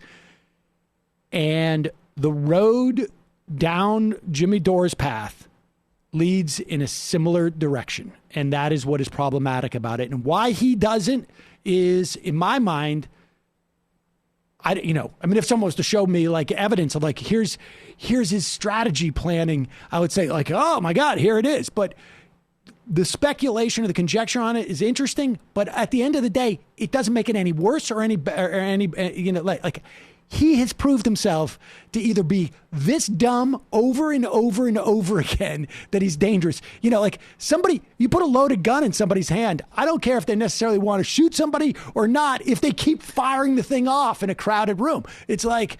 But it's not about Jimmy, Sam. It's about Medicare for all. I know. Sam's upcoming, Sam's coming to lifestyle book. Sam's upcoming lifestyle book. Your guests yesterday, Astra and Elizabeth, should think about teaming up with the Boogaloo Boys to combat student. Oh, you had Astra on. She's amazing. From Indianapolis, progressives all need to start filling out the meaning of empty platitudes on unity, while we assume they mean bipartisan unity. If Cuomo or Republicans ask about a person's efforts towards unity, then we need to immediately be ready to say, yes, 100% here for unity with working people who need better wages to survive and thrive. Yes, 100% for unity of labor, 100% for bringing relief to Americans. There's your Billy. In light of the RB Alliance, Red Brown, a.k.a. the Bloody Bowel movement, discourse, would the MR crew be interested in interviewing Hy Thurman, one of the co-founders of the Young Patriots movement? The Valley Labor Report with Jacob M. knows him. Oh, that's interesting. Because that was the big thing, right, that that they're pushing now. That Hampton and the Black Panthers made joined with the equivalent of the Boogaloo Boys at the time, which is a very tortured reading of history. Yes. Maybe. It's an interesting idea. Brendan, write that down. Calling from a 203 area code. Who's this? Where are you calling from? Hi, how's my phone? Your phone is great. Thanks for calling. Great. Hey, so this is Alex. I'm calling from the naturally occurring retirement community of Bay Ridge, Brooklyn. Bay Ridge? What's up? Bay Ridge, Brooklyn, yeah. Second largest Greek population in New York City. Shout out. Yeah. So I was calling, I guess, for two reasons. One, I'll go ahead and just say, Sam, you were absolutely right about force the vote. I think you're absolutely right to take a victory lap on it. Because if anybody goes back and watches your original video about Jimmy having this idea, you called it exactly. You said the idea seemed viable, but we shouldn't overplay our hand. You said maybe asking for things like pay-go exemptions would be more expedient. And that's exactly what happened. Jimmy went out of his fucking mind and started, going biblical on everyone. And we wanted to gain the pay-go exemption instead, which isn't ideal, but needed to happen. And I think it was like maybe the next video about the whole thing after that. Emma made a very obvious point, which is that we already know who doesn't back Medicare in the Congress. So why are we really doing this extra step of like finding out who doesn't back it? I don't understand that. But so, I mean, like, basically, like, you called it exactly. Call yourself Nostradamus if you want to. But the fact that, like, you laid it up pretty I exactly. got to admit, though, I did not predict everything else around it, to be honest with you. I mean, look, here's the bottom line. The thing failed. And I said this yesterday. Yeah. It failed in its first order mission, which was to convince people to leverage the vote. And it failed in just organizing people around trying to pressure people to organ, you know, to and it to would get... have failed if you disingenuously got behind it as well. It was a bad idea that wasn't going to work, no matter how many talk show hosts got behind it.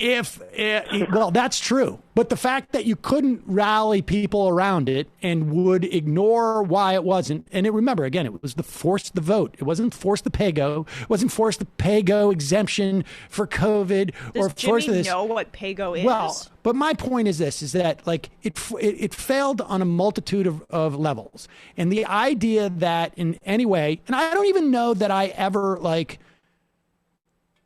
I certainly didn't publicly criticize the idea until he attacked and made it all about the AOC being, you know, fraud squad. But you publicly endorsed it. We had a video titled "Jimmy Finally Gets Something Right." And it wasn't until and when I had, you know, when I had spoken to people and found like this was not really an ask that made any sense, all I did was nothing. Because, like, again, like, I'm perfectly, you know, like, I am perfectly willing to accept the idea that maybe I don't know. Maybe I don't have a corner on the truth. And if somebody's out there making an effort at something, there's not really much value in me criticizing it if it's done in earnest and they're trying to do it. Like, let 1,000 flowers bloom. And it wasn't until I mean, I found it insulting to people who've been organizing around this and have put their lives on the line to organize and have a real strategy. And for them to walk in, you know, a crew of podcasters, which we all are, and do a 25-person speech on Capitol Hill and think that you're going to get this done in 2 weeks, not only are you stalling and potentially hurting the real Medicare for All strategy, which thousands of people have been showing up for, you're basically like insulting them too and saying like you're the savior. I mean, to me, it was savior complex and extremely dangerous. It was a gimmick. I mean, taking the most popular issue in the progressive movement and using that as a way to wedge, you know, people away from each other, and your strategy is to go after the squad. That's what I'm saying. There's a difference. If people want to pursue a strategy that I think is not a good strategy, or a tactic that I think is not a good tactic, and they're doing it and there's no cost associated with it. And I'm not talking about the actual practice of because I have a theory for that, why that there could be a cost in them doing it. But their actual pursuit of it is not costing anybody. It wasn't until it started costing people and being a wedge that I said anything. Because like I say, I don't have a corner on the truth. I don't like I can't predict that. Like maybe it could have worked. I don't know. I mean, like I just don't, you know. But when it became, he's putting out a video and saying she's the liar and they're frauds and fraud squad and F her and this and that. Okay, now I'm starting to see some damage. And I'm sorry, like, you know what? I you know, the idea that he wasn't associated with it is just like bizarre to anybody. And the idea that because I don't like him leveraging it, that it's my responsibility to go over and take over, force the vote and turn it into force the pay-go exemption or something like that. I'm sorry. I'm just, you know, like I'm standing in front of an IKEA panel. You know what I mean? It's like, this is all with gels. There are organizers, like you say. The week that I was like, you know, there was hundreds, if not thousands of people, you know, with Healthcare Now 3 days ago, organizing. They've been working on this for years. They have a plan to go into states, which incidentally is exactly how the suffragette movement went. It's exactly how marijuana legalization is going to go. It's exactly how marriage equality went. Exactly how miscegenation laws were ended. I mean, we could go on down the list. So, I mean, but like, I was perfectly willing to let 1,000 flowers bloom until it became a leverage point. So my favorite tweets are the ones that just recently have been, because it's never like one. They're all there are a lot of troll farms. I don't know where the troll farm is happening, but there's a lot of troll accounts out there. But the last couple of days, they blame us and Anna and anybody who challenged the strategy for the failure of Force the Vote. So not only let's not look at the media figures who are now saying let's reduce the involvement of Dore, who bent over backwards to apologize for him the entire time. Let him abuse them on live streams and debase them. It's just embarrassing. But again, I'll just make this point. If my criticizing Jimmy Dore led to the failure of your strategy, I've got some bad news for you about your strategy. Okay? Maybe it's because the Bugaloos didn't show up for it. Appreciate the call, Alex, because you really sidetracked us, and I was determined not to talk about it today. And now I imagine that there are people who shall go unnamed who are probably tweeting about the fact that we're talking about it and are very upset. And there are a lot of people who love to tune in to our show just to tweet about it and then delete it. Calling from a 510 area code. Who's this? Where are you calling from? Hey, Sam, it's Kenny from Berkeley. How you doing? Kenny from Berkeley. What's on your mind? So I was talking to my dad the other day, and he's a big Trump guy. I try not to talk with him about politics too much, but I sent him a Kyle Kulinski video, basically breaking down the Ayanna Pressley letter. I'm not sure if you guys have talked about it on the show. Basically saying no Patriot Act 2. No, I hadn't heard that. Was it just her? No, it was several members of the squad that signed on. Okay. And as well as I want to say Ro Khanna and some other progressives, but don't quote me on I would be surprised if he hadn't signed that, but go ahead. Yeah, so, he's kind of big. It's weird because, he's a Trumpist, but he also likes to scream about civil liberties, especially when it comes to, COVID and whatnot. So, civil liberties being violated. And so he was genuinely surprised that that the leftists of the House, the most members of the House were willing to sign on to something like this. This is clarify. This is in response to Biden saying we need a domestic terror law. Basically, yeah. Okay. And just the general sentiment coming from the center left. Yeah. So in response to the 6th, of course. Right. And so my question, and I don't want to get into territory of he who shall not be named, but is there some serious ground for at least this sort of compromise? And I know horseshoe theory is kind of, it's BS and all, but that there is some potential that we have to work with these people who are at least civil libertarians, right? Like we talked about Rand Paul with marijuana legislation. Yeah, so or criminal. Where do we criminal justice reform. Criminal justice reform. Jeez, I can't even think anymore. No, listen. I think Nomi was just making this point. Is that there is making trans-partisan alliances on specific issues makes sense, and particularly ones that are where it's it is issue based, right? I mean, I don't know that I would ever do it with the Bugaloos boys, unless it was like, hey, we're being invaded by aliens and they turn out to not be friendly and they've come from a different. We need to pair with the Boogaloo boys to fight off these aliens. Well, they have a lot of guns. Nationalist.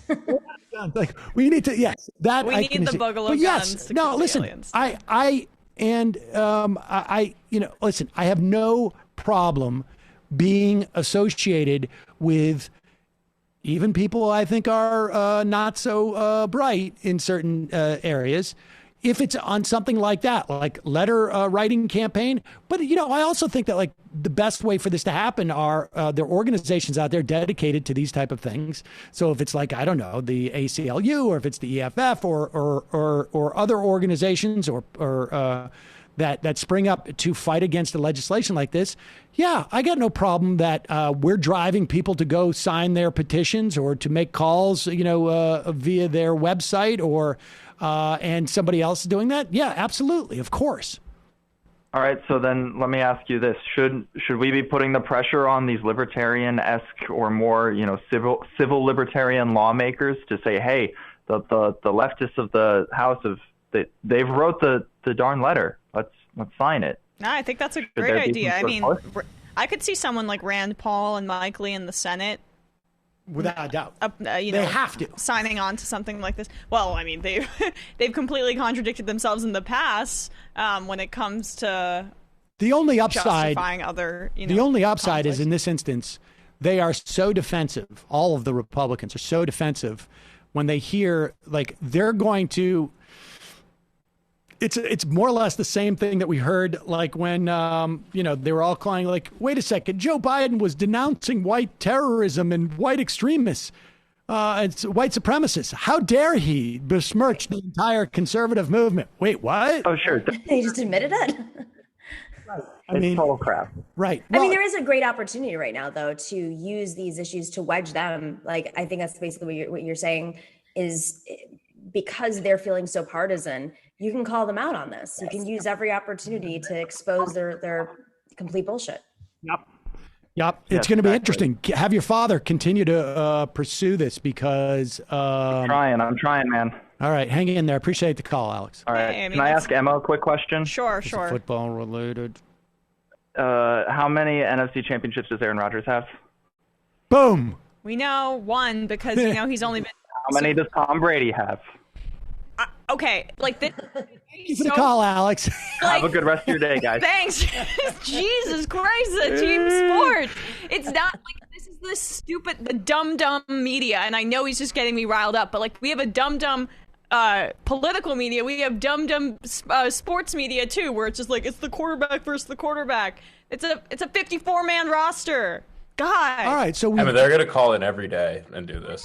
I know. They triggered you. Yeah, especially if you react like that. Actually. Right, God. I'm taking. Jesus Christ. We'll get started on the MR Sports podcast soon. We really got to do this. Just, I think, only for your sanity. I frankly. know. I mean, what is my outlet, right? Just like betting the money you pay me on games. It's like not that good. Jesus. The games or the money is not that good. Yeah, well, no, the habit of doing it. Here we go. This is interesting, actually, this no excuses pack against cinema. I mean, I think, this is deploy. You want this stuff deployed now, right? Because the filibuster vote, and I don't know. I mean, I'm sure, Nomi, you're familiar with like variants, right? Where there can be votes where it's not about, we're not going to kill the filibuster. What we're going to do is say a 60 vote threshold to have debate for 4 days, and a 55 vote threshold for debate for 6 days. And then, it's got to be something like that, right? They're going to effectively neutralize the filibuster, but make it seem like it's like almost a step up basis. So it has to be a really compelling piece of legislation. Right? I mean, is that your sense of it? I mean, that's basically what even McConnell said, that he would delay through, create processes to delay and basically have the same exact effect as a filibuster. And then he threatened, I mean, this is on the McConnell side, not on the Democrats who are going to be, our new favorite Democrats to target. But he also threatened chaos if we tried to end the filibuster.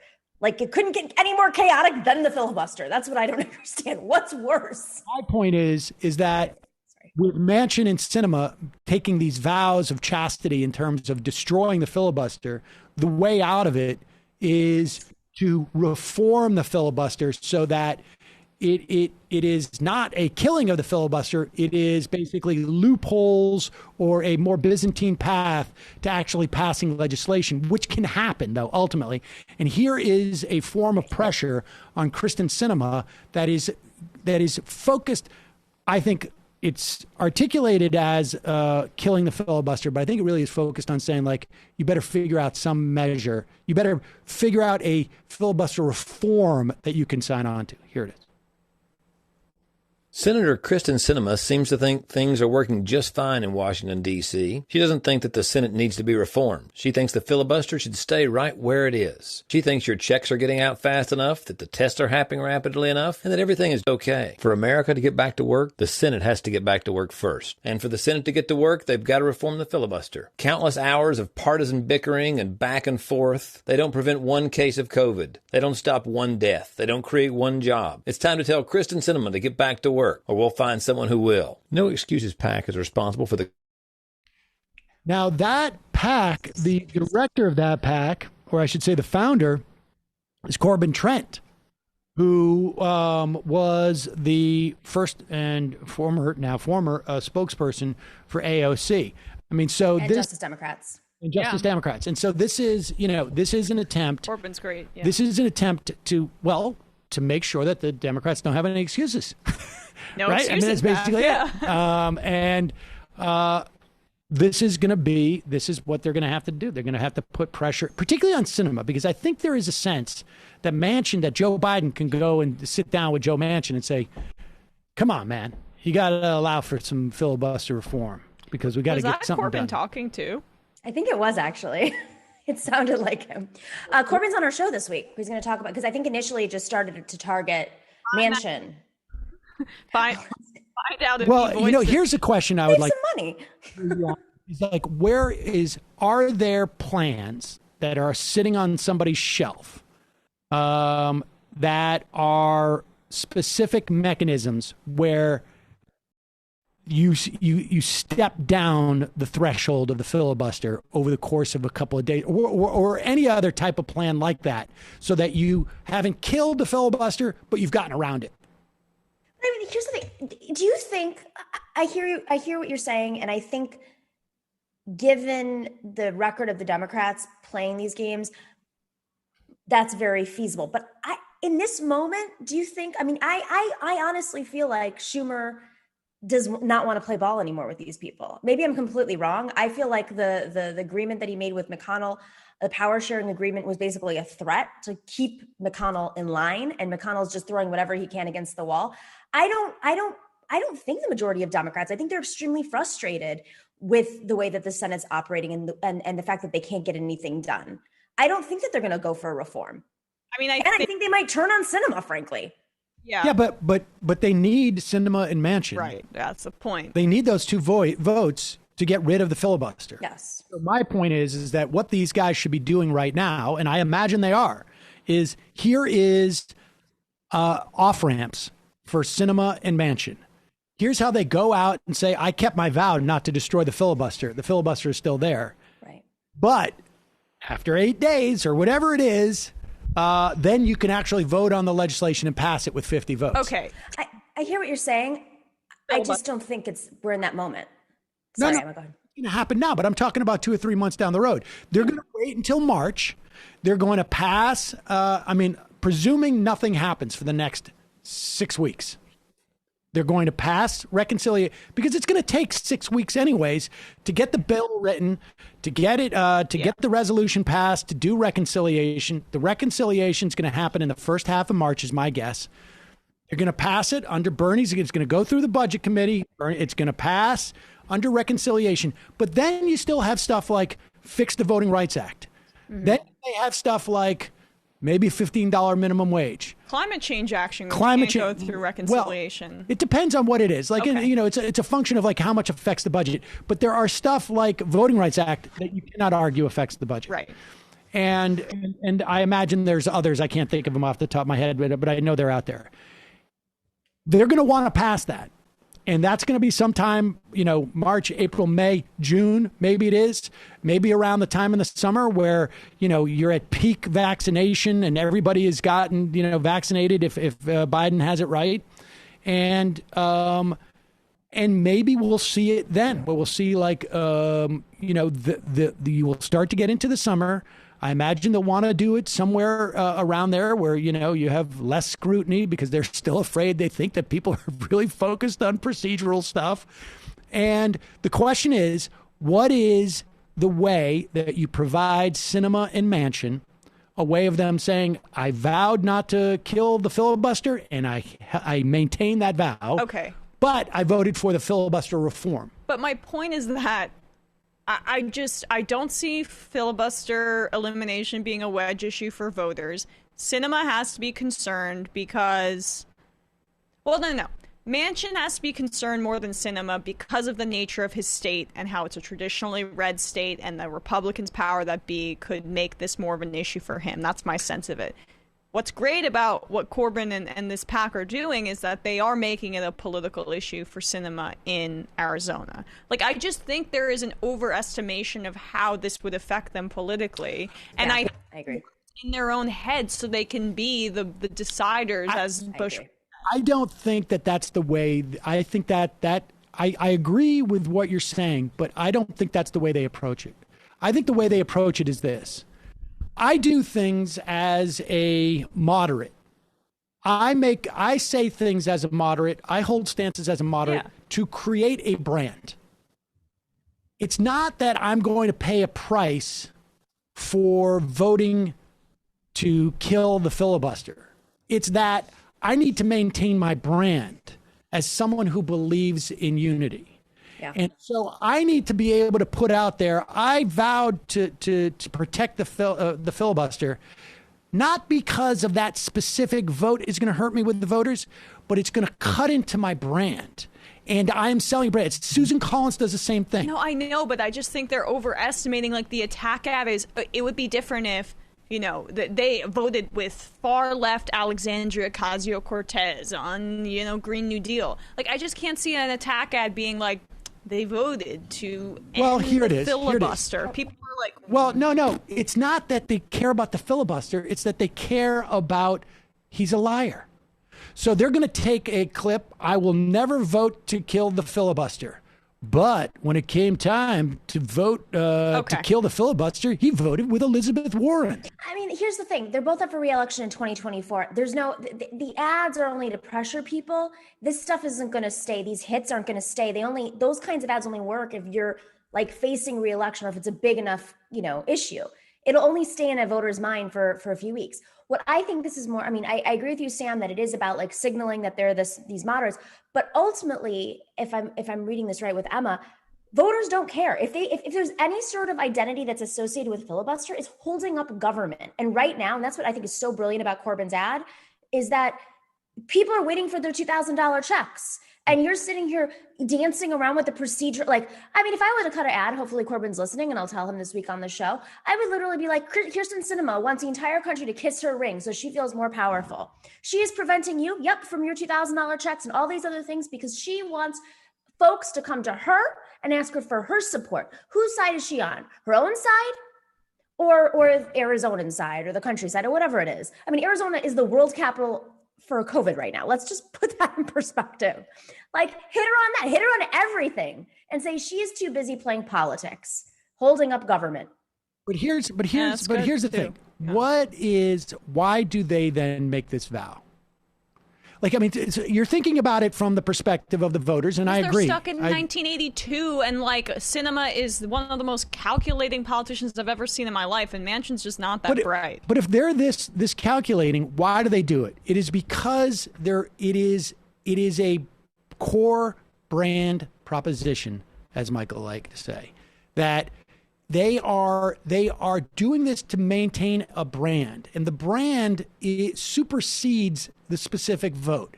So they maintain their brand by saying that we're like, I am a maverick, or I am somebody who has respect and unity, whatever, because they've convinced themselves that that's the way that they keep their seats and their power. And part of it is probably also like, I want everybody to come to me. And you know, like when it comes time for this reform vote, I want to be able to. And look, Chuck Schumer doesn't want, there's nobody out there who's like, well, I mean, there's some people, but there's no lawmaker who's like, maybe there's some, but primarily they don't want, the issue is not get rid of the filibuster or not. Like, that's for people who care about like, hey, it's an undemocratic institution, get rid of it. What they want is to be able to the extent that they do, is to deliver on some legislation. And so they can have their cake and eat it too if they just come up with a plan that is reform as opposed to kill. Manchin and Sinema can have their brand. Schumer can get his legislation. That is where I hear what you're saying. I fundamentally just don't think that there's enough. I mean, listen, Mark Kelly was dancing around with it and he's out now. So that alone, I mean, you have Mark Kelly, who's just won, turned the state back to blue, Arizona blue. He's not in the same camp as Kirsten Sinema. She thinks that she knows better than him. I just don't think that this is playing out electorally and with voters the way that, because it is a procedural thing, because it represents holding up government in a time of crisis. There is no brand of moderate or coming together or unity that the filibuster represents. It literally means stalling government. And I just don't think it plays well right now. The 2024 point, that's when they're up for re-election, is key to me because this will be a distant memory. The filibuster in 2024 or 23 when these ads are running, I just they'll remember the checks. I don't think they'll remember any flip-flopping on procedural Senate motions. You guys disagree with that. We're going to have a debate, and you guys are frauds.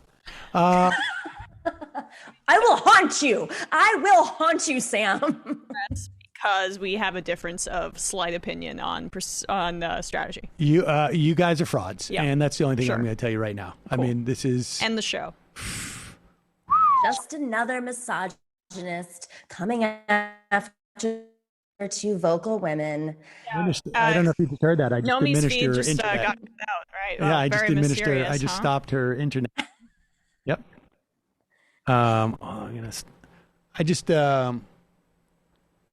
Okay. Well, there's your trill, Billy. For a potential change of pace, given NASA Boeing's SLS Green Run hot fire test the other week, having unexpected shutdown thoughts on Biden potentially pushing back the boots on the moon date to 2028 versus the current 2024. I can't say as I've really given that much thought. Sean from NorCal, Trump wants to start the Patriot Party. I think before you call yourself a Patriot Party, you should go read the flag code and make some drastic changes to your wardrobe. Disgracing the flag by wearing it is against the code. Militant apathy. I'm considered essential first responder-ish, so I got my first dose of the Moderna vaccine through my job. To be honest, I feel guilty about it, considering my mom, who's 74, can't get it yet. So I'm telling myself that I'm doing my part to keep my family safe. You are. Fortunately, eligibility is established by the state, and if she lived here, she would already be on the wait list.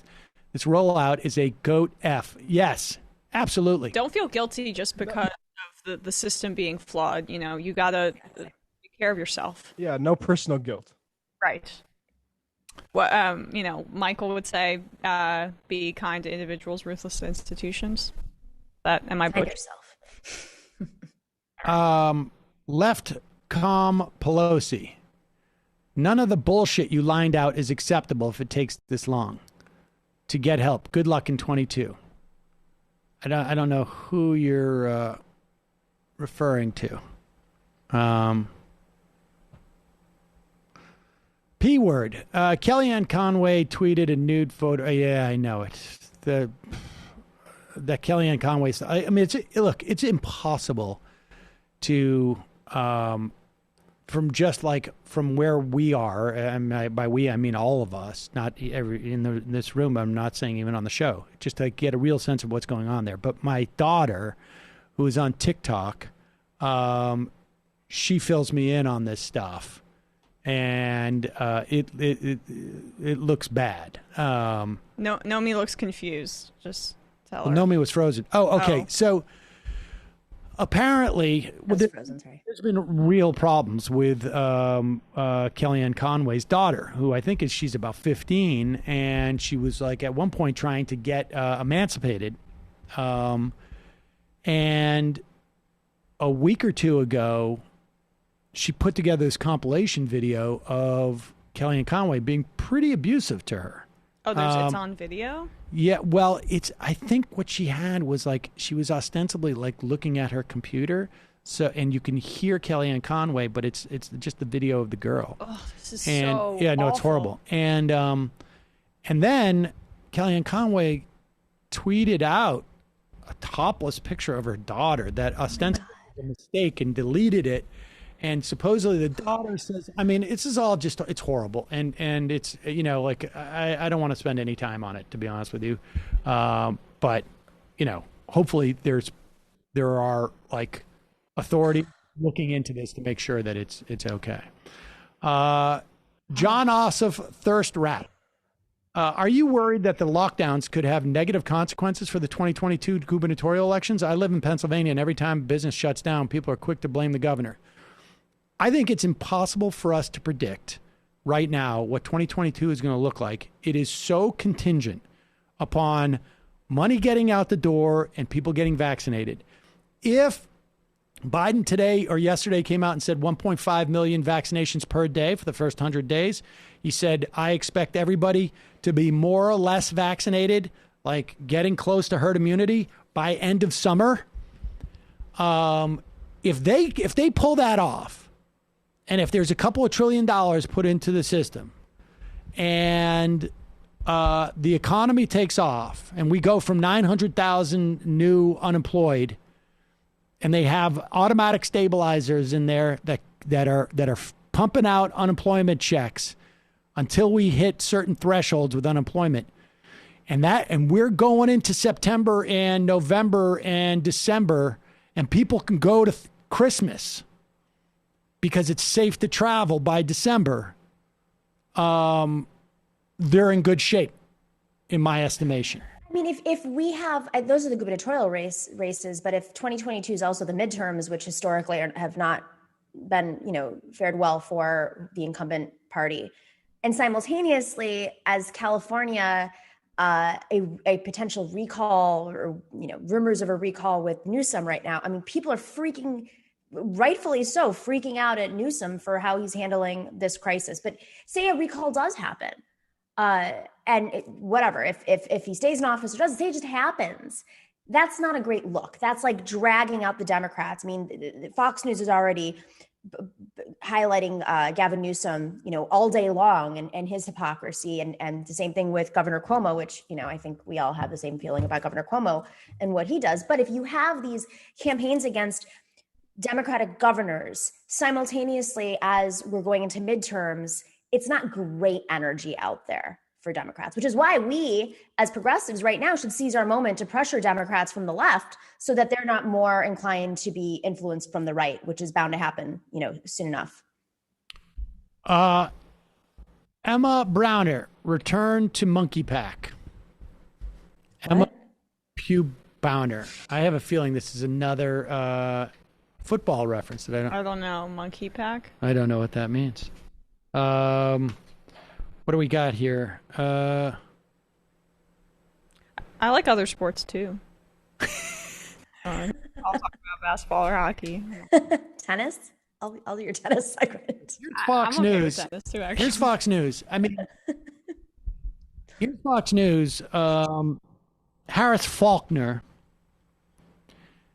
upset that federal tax dollars would go to in any way alleviate the suffering of people who are unhoused.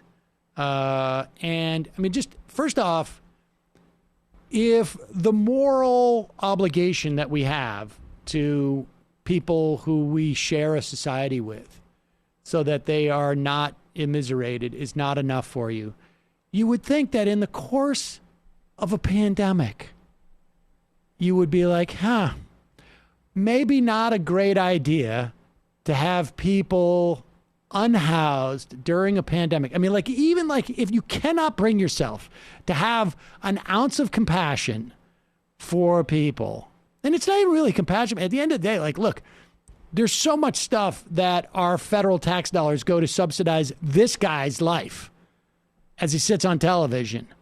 But if you can't even, you would think that at least you would have the sense to sort of say, this might even be actually in my interest on some level. Here is Harris Faulkner. Federal tax dollars, as in your dollars and mine, may pay to house homeless people in San Francisco hotels. This after President Biden signed an executive order allowing for certain kinds of emergency homeless housing to be eligible for reimbursement. San Francisco reportedly has one of the highest homeless populations in the nation. It spends $15 to $18 million a month to house 2,200 homeless people in 25 hotels. First of all, if we're going to talk about charity, Emily, I'm coming to you because this is your domain out there on the West Coast. If we're going to talk about charity, we can't get some of those hotels to play ball to get that cost down. 2,200 people for $18 million a month. I mean, can we start there? And we all have a heart to help the homeless, but these numbers existed far before the pandemic. That's exactly right. And in fact, we all want to help the homeless, but they existed before the pandemic. So do we really want to help the homeless? Yeah, I mean, just the conflation of charity and like what government does. And that's that's implicit. It's like they don't even question it. Should the government be improving people's lives? No, that's for charity. That's for me and my rich friends to dress up and go to galas and get tax breaks. Yeah, and then we can write it off after we did a charity for like 2 people who have arthritis, and then we took a ton of pictures for Instagram, and that's what made us feel really good about ourselves. Well, what drives you crazy? These are the same people who, they do. If you're in New York, New York Post loves to shame the homeless on the streets, the homeless crisis with the hotels. It's all about the homeless, and yet when it comes to the solutions, God forbid they get involved in that. They have no problem attacking the homeless on the streets, saying it's disgusting, it's making the city dangerous, all the smears that they do all day long. But when it comes to actual solutions, or frankly, even an opportunity for a tax break, great, start a foundation, Harris. Yeah, exactly. Well, I mean, put that aside for a moment. Let's just look, you just look at Wikipedia and just look at the various sort of like benefits that she has received from the government. She started her career at a television station that was broadcasting over the airwaves. Our airwaves. Our money. Airwaves. Part of my material assets that she built her career off of. You're welcome. And then she was, I think, born on an army base. Interesting. Socialist land, socialized or right? Yep, I imagine you could paint it she's like getting subsidized insurance because her dad. But that hospital was a public, was VA it hospital. A government-run hospital with my tax dollars. Did she live in a house on the army base with her family? Oh, without a doubt. That's my fucking house. Well, Does she have a car? Emma, you should just walk in or just start stealing things. You know what? It's just like this idea, like our tax dollars are actually going to help house people. Who also, by the way, tax dollars are also going to subsidize your mortgage tax deduction. So, I don't know. The other thing is like how many homeless are working and are paying taxes. So they're paying into it. This problem existed before COVID. So we all want to be compassionate, but this started before COVID. I mean, come on. Anonymity. If you're reading this, Sam, thank you very much. I've noticed that Amy Goodman on Democracy Now! Has brought up many subjects that you have brought up on your show. Do you know if she or her crew are at all aware of MR? We've sued them multiple times. Have you not noticed that Amy Goodman's backdrop looks just like this? I used to know Amy back in the day. I mean, I imagine I still do. I mean, we don't hang out, but I run into her on rare occasion now and say hello. I know for a fact back when I was on radio that she would occasionally listen because I knew somebody who worked there who was like a friend of my sister's, I think. And I used to refer to Bill Frist as Bill Freist.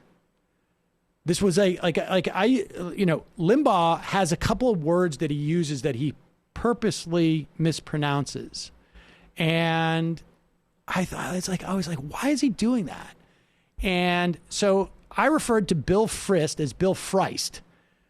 to sort of like, I think it was based upon, I mean, it was just like a completely random thing. Like one day I was like, this Bill Frist, it was because of, and I can't remember her name, but the Senate got involved in a woman who was in Florida, who was in a vegetative state, whose husband, Terry Schiavo, whose husband wanted her off life support because that was what Terry Schiavo had told her husband prior to her ending up in that state.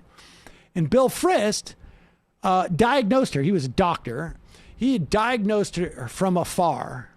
And I said, how Christ-like of Bill Frist to have done this. They didn't call him Bill Frist, I think it was. I think this is what it was. And weeks later, my friend asked my sister's friend asked my sister, because she told her that Amy Goodman came into office one day and was like, why is Sam Seder referring to Bill Frist as Bill Frist? And I was like, that's why Limbaugh does it. Yeah. Because it makes you think about Limbaugh or what you heard. Like, you can't get it out of your head. Yeah. Like, why? Like, to this day, I can tell you that Rush Limbaugh refers to school as scrool. What? He does.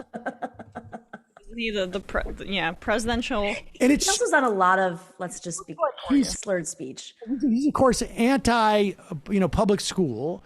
And, they like this idea of it makes you conform to thinking that other human beings deserve your respect. But he says screw. And that. And that was just a device. So you know that Amy picked up on your... Well, I knew that Amy was listening to the show on occasion. But B, she's walking around going why does he say Frist? Why does he say Frist? Big compliment, because I've met Amy twice, and she forgot who I was both times. And it's possible I could see her again. Totally fine. I mean, there's no way that she should know who I am, because I just think the world of her. I think the world of Democracy Now!, the stuff they do, they're awesome. They're really, great show. If your name was like Ema, maybe she would remember it. Right, that's fine. If anyone in this audience doesn't listen to Democracy Now!, please do, because Yeah, I think that's a good plug, because I think other certain online shows have gotten popular in the last 2 years. Democracy, they do such a good job there. They've been around for so long, and they're just so committed to making the world a better place, and it's just all straight facts. You learn so much. And they're actual journalists. Are you saying that they have fact checkers and a team and source and? Yeah. I don't know if God forbid. Matt, were you on the show where we had a we had a caller who used to call in early on the show in the first couple of years, and she would call in, and every call she would call in. She's a great caller, but she would always preface what she had heard on Democracy Now!, and it was hilarious. Michael and I we would laugh so hard about that. It's wait every single time. Well, every single time, and we would just laugh about wait, maybe you let's not. I mean, at that time there was not many shows. Calling from a 773 area code. Who's this? Where are you calling from? This be Uchiwali, man. Uchiwali, how are you, sir? What's happening? Well, since you asked, I've got an update. As you know, about 2 years ago, I moved to New York. At the end of October, I abandoned your PP-soaked, danked hellhole of a town back for Chicago. So right. I appreciate that. The 773 area code is now not misleading again. And before I start on what I was going to call on, Emma, you're an awesome person, and let you know that some of us support you. Aaron Rodgers is a better quarterback than Tom Brady. Thank you. Yeah, I'm just going to say so much being revealed about this audience that I never really fully appreciated. I brought it out. But remember, if you start the MR Sports broadcast, I get to come on for the football segments because I had your back. 100%. You'll be my first guest. Okay, we're going to be good friends. For sure. Okay, we already are. Cool. Okay, so on more important news, I was going to call in, I called in on the 6th, but either your or mine stupid phone hung up on me, so I didn't get in. And I just wanted to commemorate the end of the Trump administration.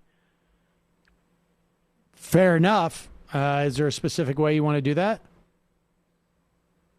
Okay, so I also, on the 6th of this month, like you said, 20 days ago, we had a cop get killed during the insurrection. Yeah. And I find it funny that we haven't heard crap from the Blue Lives Matter crew over that. I mean, they've given lip service, if you read their Twitter feed, to condemning the Capitol riot, but they haven't gone whole hog on trying to turn the audience on them like they have with Black Lives Matter, right? You had these people kill a cop during the course of the insurrection, and they have it vilified and made the case that all these people need to be executed for what they did. And I think the reason why is that Blue Lives Matter and all these right-wing conservatives, when they comment on this, they just use these cops' lives as a baton to beat up on the right, because it's more palatable than saying civil rights are bad and black lives don't matter, which is their real message. Well, it's kind of the similar hypocrisy to like when Philando Castile was shot. The NRA he had an NRA. Yeah. Nothing from the NRA there. Yep. Yeah. In this case, dead cops are meaningless because you can't use him to invoke racial tension and fears, right? Yep. And just like Castile was a legally licensed concealed carry holder, and he didn't mean anything. So here it's just racism and authoritarianism masked as concern for policemen. So it's just sad that they get away with this hypocrisy and their own audience never catches on to it. Or their own audience doesn't have a problem with it. Oh yeah. They want to vilify Black Lives Matter too. They're all into it because they're into that racial tension and fear. When I look at someone who reads like Gateway Pundit every day and Powerline blog and all this stuff, they're just looking for aggrievement, like you call it. And they every day when they get there, they get their daily dose of it on Tucker Carlson or whatever. Yep. Well, the other thing is there were also cops. I mean, who knows who specifically killed whom? I mean, I'm sure that's part of the investigation, but how many of those who stormed the Capitol were off-duty cops and military members? So. Before I go, one more thing, and it's not related to Tom Brady running like a wounded antelope when he's in the pocket. I think it's Trump on his way out. There's this guy named Anthony Lewandowski. Anthony Lewandowski, it's important to get him not confused with the other Lewandowski that's been in the news, was a former employee of Google. Have you heard about this guy? I don't think so. No? Yeah, it hasn't gotten any press coverage, but he worked for Waymo. That's Google's self-driving car company. And Google got their logs and looked and saw that he took the software and tech specs with him when he left. And he went to Uber, who started up their own autonomous car driving company. And they provided evidence that their designs at Uber were based on the stuff that he stole when he left. Oh, wow. And it was a pretty open and shut case. He got convicted. Google provided the logs of him stealing the stuff, and they actually got a leaked email of their design for their LiDARs, which exactly matched what they had designed. So it was a pretty open and shut case. He got 18 months, and Trump pardoned him in that last wave on his way out. And there is no travesty of justice here. I mean, maybe if you can find one, I'd be willing to believe it. But I've looked at this case.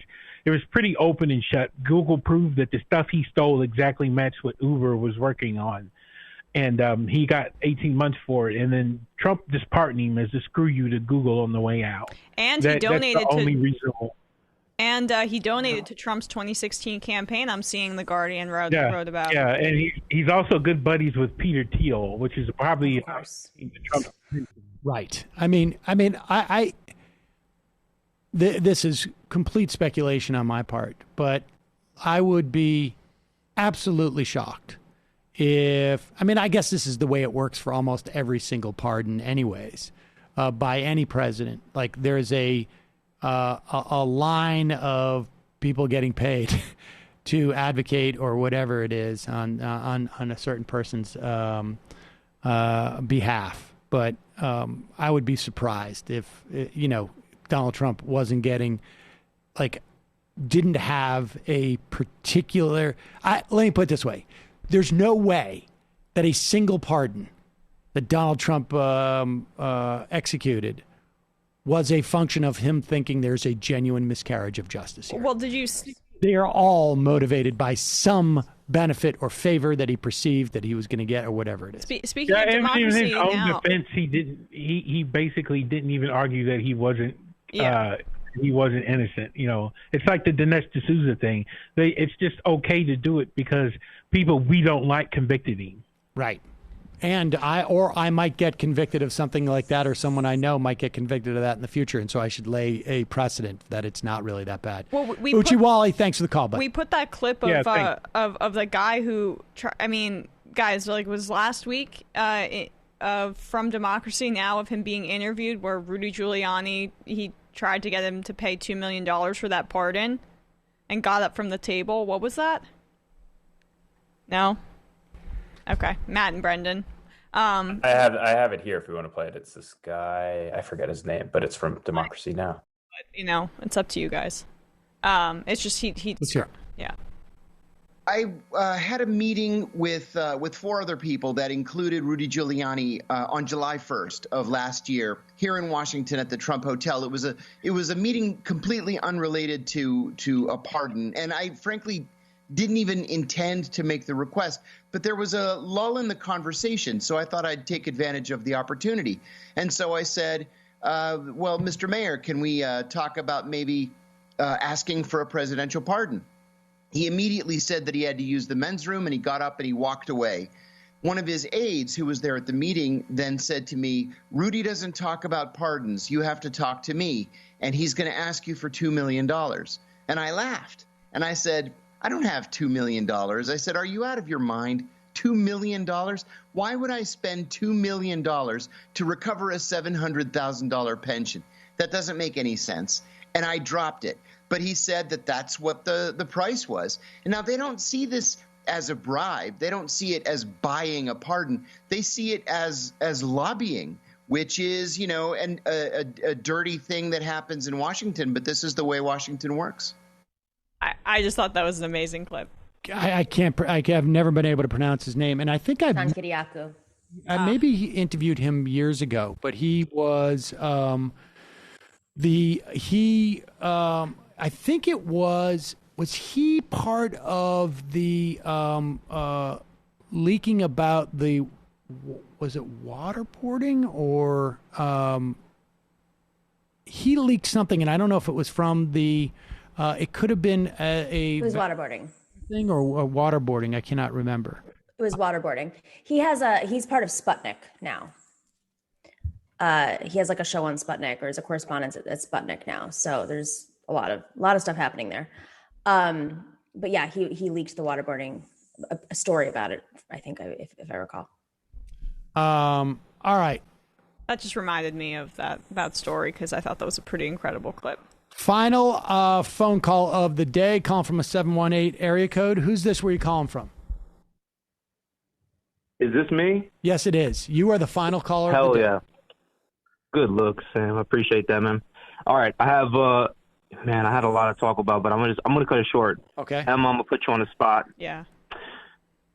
Knicks, Jazz, we whooped them last time. Are we gonna take it tonight or not? What? And one more question. Yeah. How long will Coach Tibbs coach the Knicks? Love you guys. I appreciate the. Well, look, Knicks look good. Knicks are fun. They play hard. They're defensively sound this year. I'm sick of Elfrid Payton as a starting point guard, but I don't think that the Knicks are going to get lucky against the Jazz again tonight. But you never know. I mean, I really want to see Frank Ntilikina back in the lineup. I'm one of those unironic Ntilikina stans, and I love his defensive soundness. I think he could be a real player a real great role player for the team for a really long time. So I'm gonna think it's an L tonight. But the Knicks, you can't count them out of any game this year. And when's the last time we've said that? So fun building team, and hopefully we can attract some superstars in the future. I'm legitimately. What is that? Good day, sir. Good day. No two questions about basketball. Oh, Tibbs, I said he'll be around for a little while. He's doing a good job. Jeez.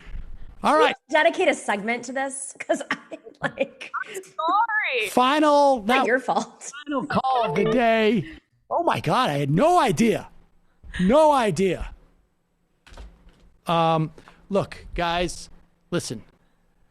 I think you all know I like to let everybody talk about what they want to talk about on the show, pursue what they want to pursue within reason.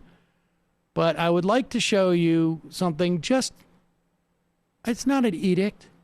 It's just like I'm providing a model, a little bit of maybe how we can comport ourselves around here, okay? Can we play this clip of... Oh, I thought you were going to decree that there can be no more sports. No, I wouldn't do that. I'm just saying... I'm asking maybe a little less just so I'm just trying to provide a model for maybe how we should function around here. This is number 12. Murdoch vowing to fight back against censorship, calling it a global threat against free exchange of ideas. Those are your headlines. Lifetime achievement. Congratulations, Mr. Murdoch. Right, and when he talks, all outlets listen because he's seen it all. I know. Gosh, we're so indebted to him. Not only does he employ all of us, but he informs the entire world of the news of the day, and we are grateful. He deserves that award. Thank you, Mr. Murdoch. And he paid for it himself. All right. Take a hint. It's a little bit on the nose. Sam, just on behalf of Majority Report, I would like to award you with the Majority Report Lifetime Achievement Award, brought to you by Sunset Lake CBD. Congratulations. Very thoughtful of you. I appreciate that. Yes, thank you. And we just would Emma, like to did you want to say something? Am I getting that raise? We're indebted to you for life. Thank you, guys. Really appreciate it. That is so spontaneous and unexpected. Thank you so much for that. Can we get a shofar for that? That's for you guys. That's for you guys. Matt, Brendan, when people talk or when Sam talks, people listen, and that's what we're all about here at the Majority Report. Excuse me, Matt, didn't hear you. I said aye, Captain. All right, thank you. Appreciate that.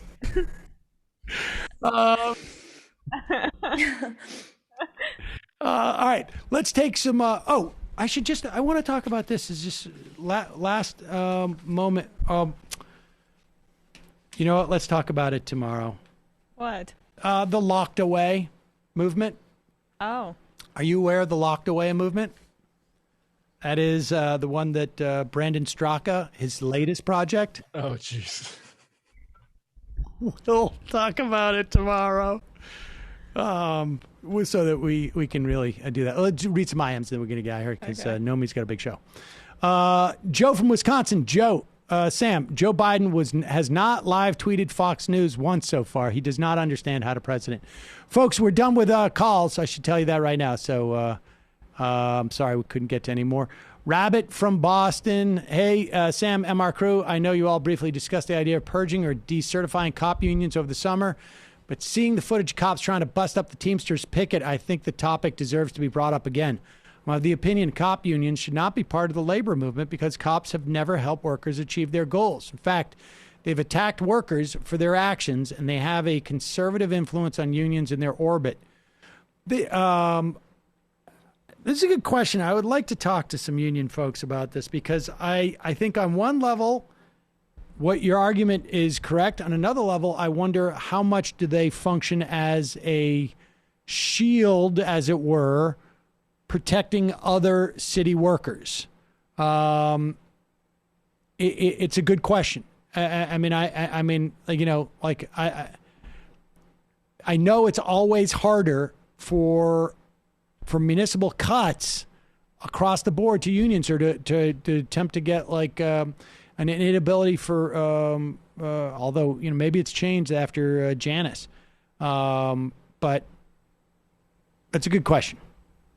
It's a good question. We should try and get some. It'd be nice if, like, for instance, instead of breaking up a strike, they would join it in solidarity. That would be a good way to join the labor movement as a full partner. Sad man. Hey, about David Pakman, got so many subscribers, members so fast. He pushed it so hard every stream and had up to 70% discount on his membership. He wouldn't stop talking about it. He pushed so hard I became annoyed that I had to discontinue my membership every 5 minutes of his stream with subscribers. It's one of the reasons I will never leave your channel. Oh, I appreciate that. And don't forget, a lot of people are sick of you relentlessly ripping the piss out of Jimmy Dore. I am not one of those people. Science people. Science people are for Fauci shots. I'm on the line, 978. Sorry about that. The playbook file. When are we going to get Sam and Emma sports podcast? Geez, after today, I'm starting to think like Emma's bookie. Is this what my new role is? It's not all over till the fat Tom sings. Christo. It's pretty lean.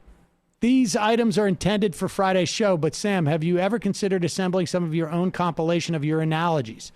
The comparison of wannabe congressional kingmakers to young ball players in field not wanting the ball hit to them was among your best. Oh, well, thank you. That was a good one. I'd be remiss. Yeah, we forgot to mention Hank Aaron passing away. He's an amazing guy. Put up with a tremendous amount of shit for breaking Babe Ruth's record. I mean, I remember as a kid, and that was just relentless. I saw a suggestion that Atlanta rename themselves to the Hammers in honor of him, which I think would be really good. That would be good. good. And it's almost the exact same, idea of the tomahawk. Yep. Yeah, that's true. They wouldn't need to change too much. Great idea. I didn't know they're considering it too. I mean, obviously Cleveland. That would be together, amazing. Yeah. Normie Mailer, regarding speaker vote, forcing multiple speaker recounts empowers Blue Dog Dems to threaten to abstain to vote. Republicans could also easily end the deadlock by abstaining.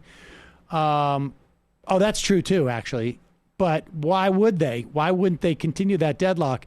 But I know my argument was how the deadlock would end is at one point they'd either have to vote for, I think that what would happen is just like Pelosi would just call their bluff and say, okay, you guys are now responsible for holding up COVID relief checks, blankety blank, blank, blank, blank. You guys are responsible for it. Good luck. You can go out there and go, no, we need a vote on Medicare for all, even though it's not going to pass in the Senate and probably not going to pass in the House. Meanwhile, we've got business to do. We want to give the American public vaccinations. We want to give the American public $2,000. She would just go. I mean, I'm not saying that she would be sincere about it, but she would just go on like you're holding up everything. Wouldn't be a hard message. Who's going to win? No. And then, of course, the media. What side are they going to be on? I mean, like whatever. I tried to tweet that out also in terms of like Pelosi's favorables, not unfavorables, which are... I know. You corrected yourself, but you've got to reply to your own tweet so people who see the initial tweet... Somebody's got to help Grandpa with the Twitter. Yeah. Sebastian Sorka, Sam, remember to dab on the haters. Right? Please don't ever do that again. Ever. Sorry. No, don't. Who was that who said that? You're never allowed to IM again. Hey, MR crew, glad to see you making bipartisan outreach. Seeing Sarah Palin team up with Sam could make John McCain smile. We'll play that tomorrow. I'm going to play that. I don't give a shit. I think it's funny. Yes. And I get to miss it? This is no fair, guys. The final IM of the day. Sense the desperation in Sam's voice as he flogs for a quarterback that used to play for his favorite team. I'll bet the Giants make Brady wish he'd played in fewer than half of those Super Bowls during his career. I'm so sorry for starting this. Screw yourself. Matt, Brendan, Nomi, Emma, great job today. Check out Nomi's show following this. You can check it out on Twitch at... I can't believe Sam's Twitch place. Check it out on Twitch or on YouTube. See you tomorrow. Bye, guys. It might take all the strength I got to get to where I want, but I know somehow I'm gonna get there. I wasn't looking when I just got caught between the truth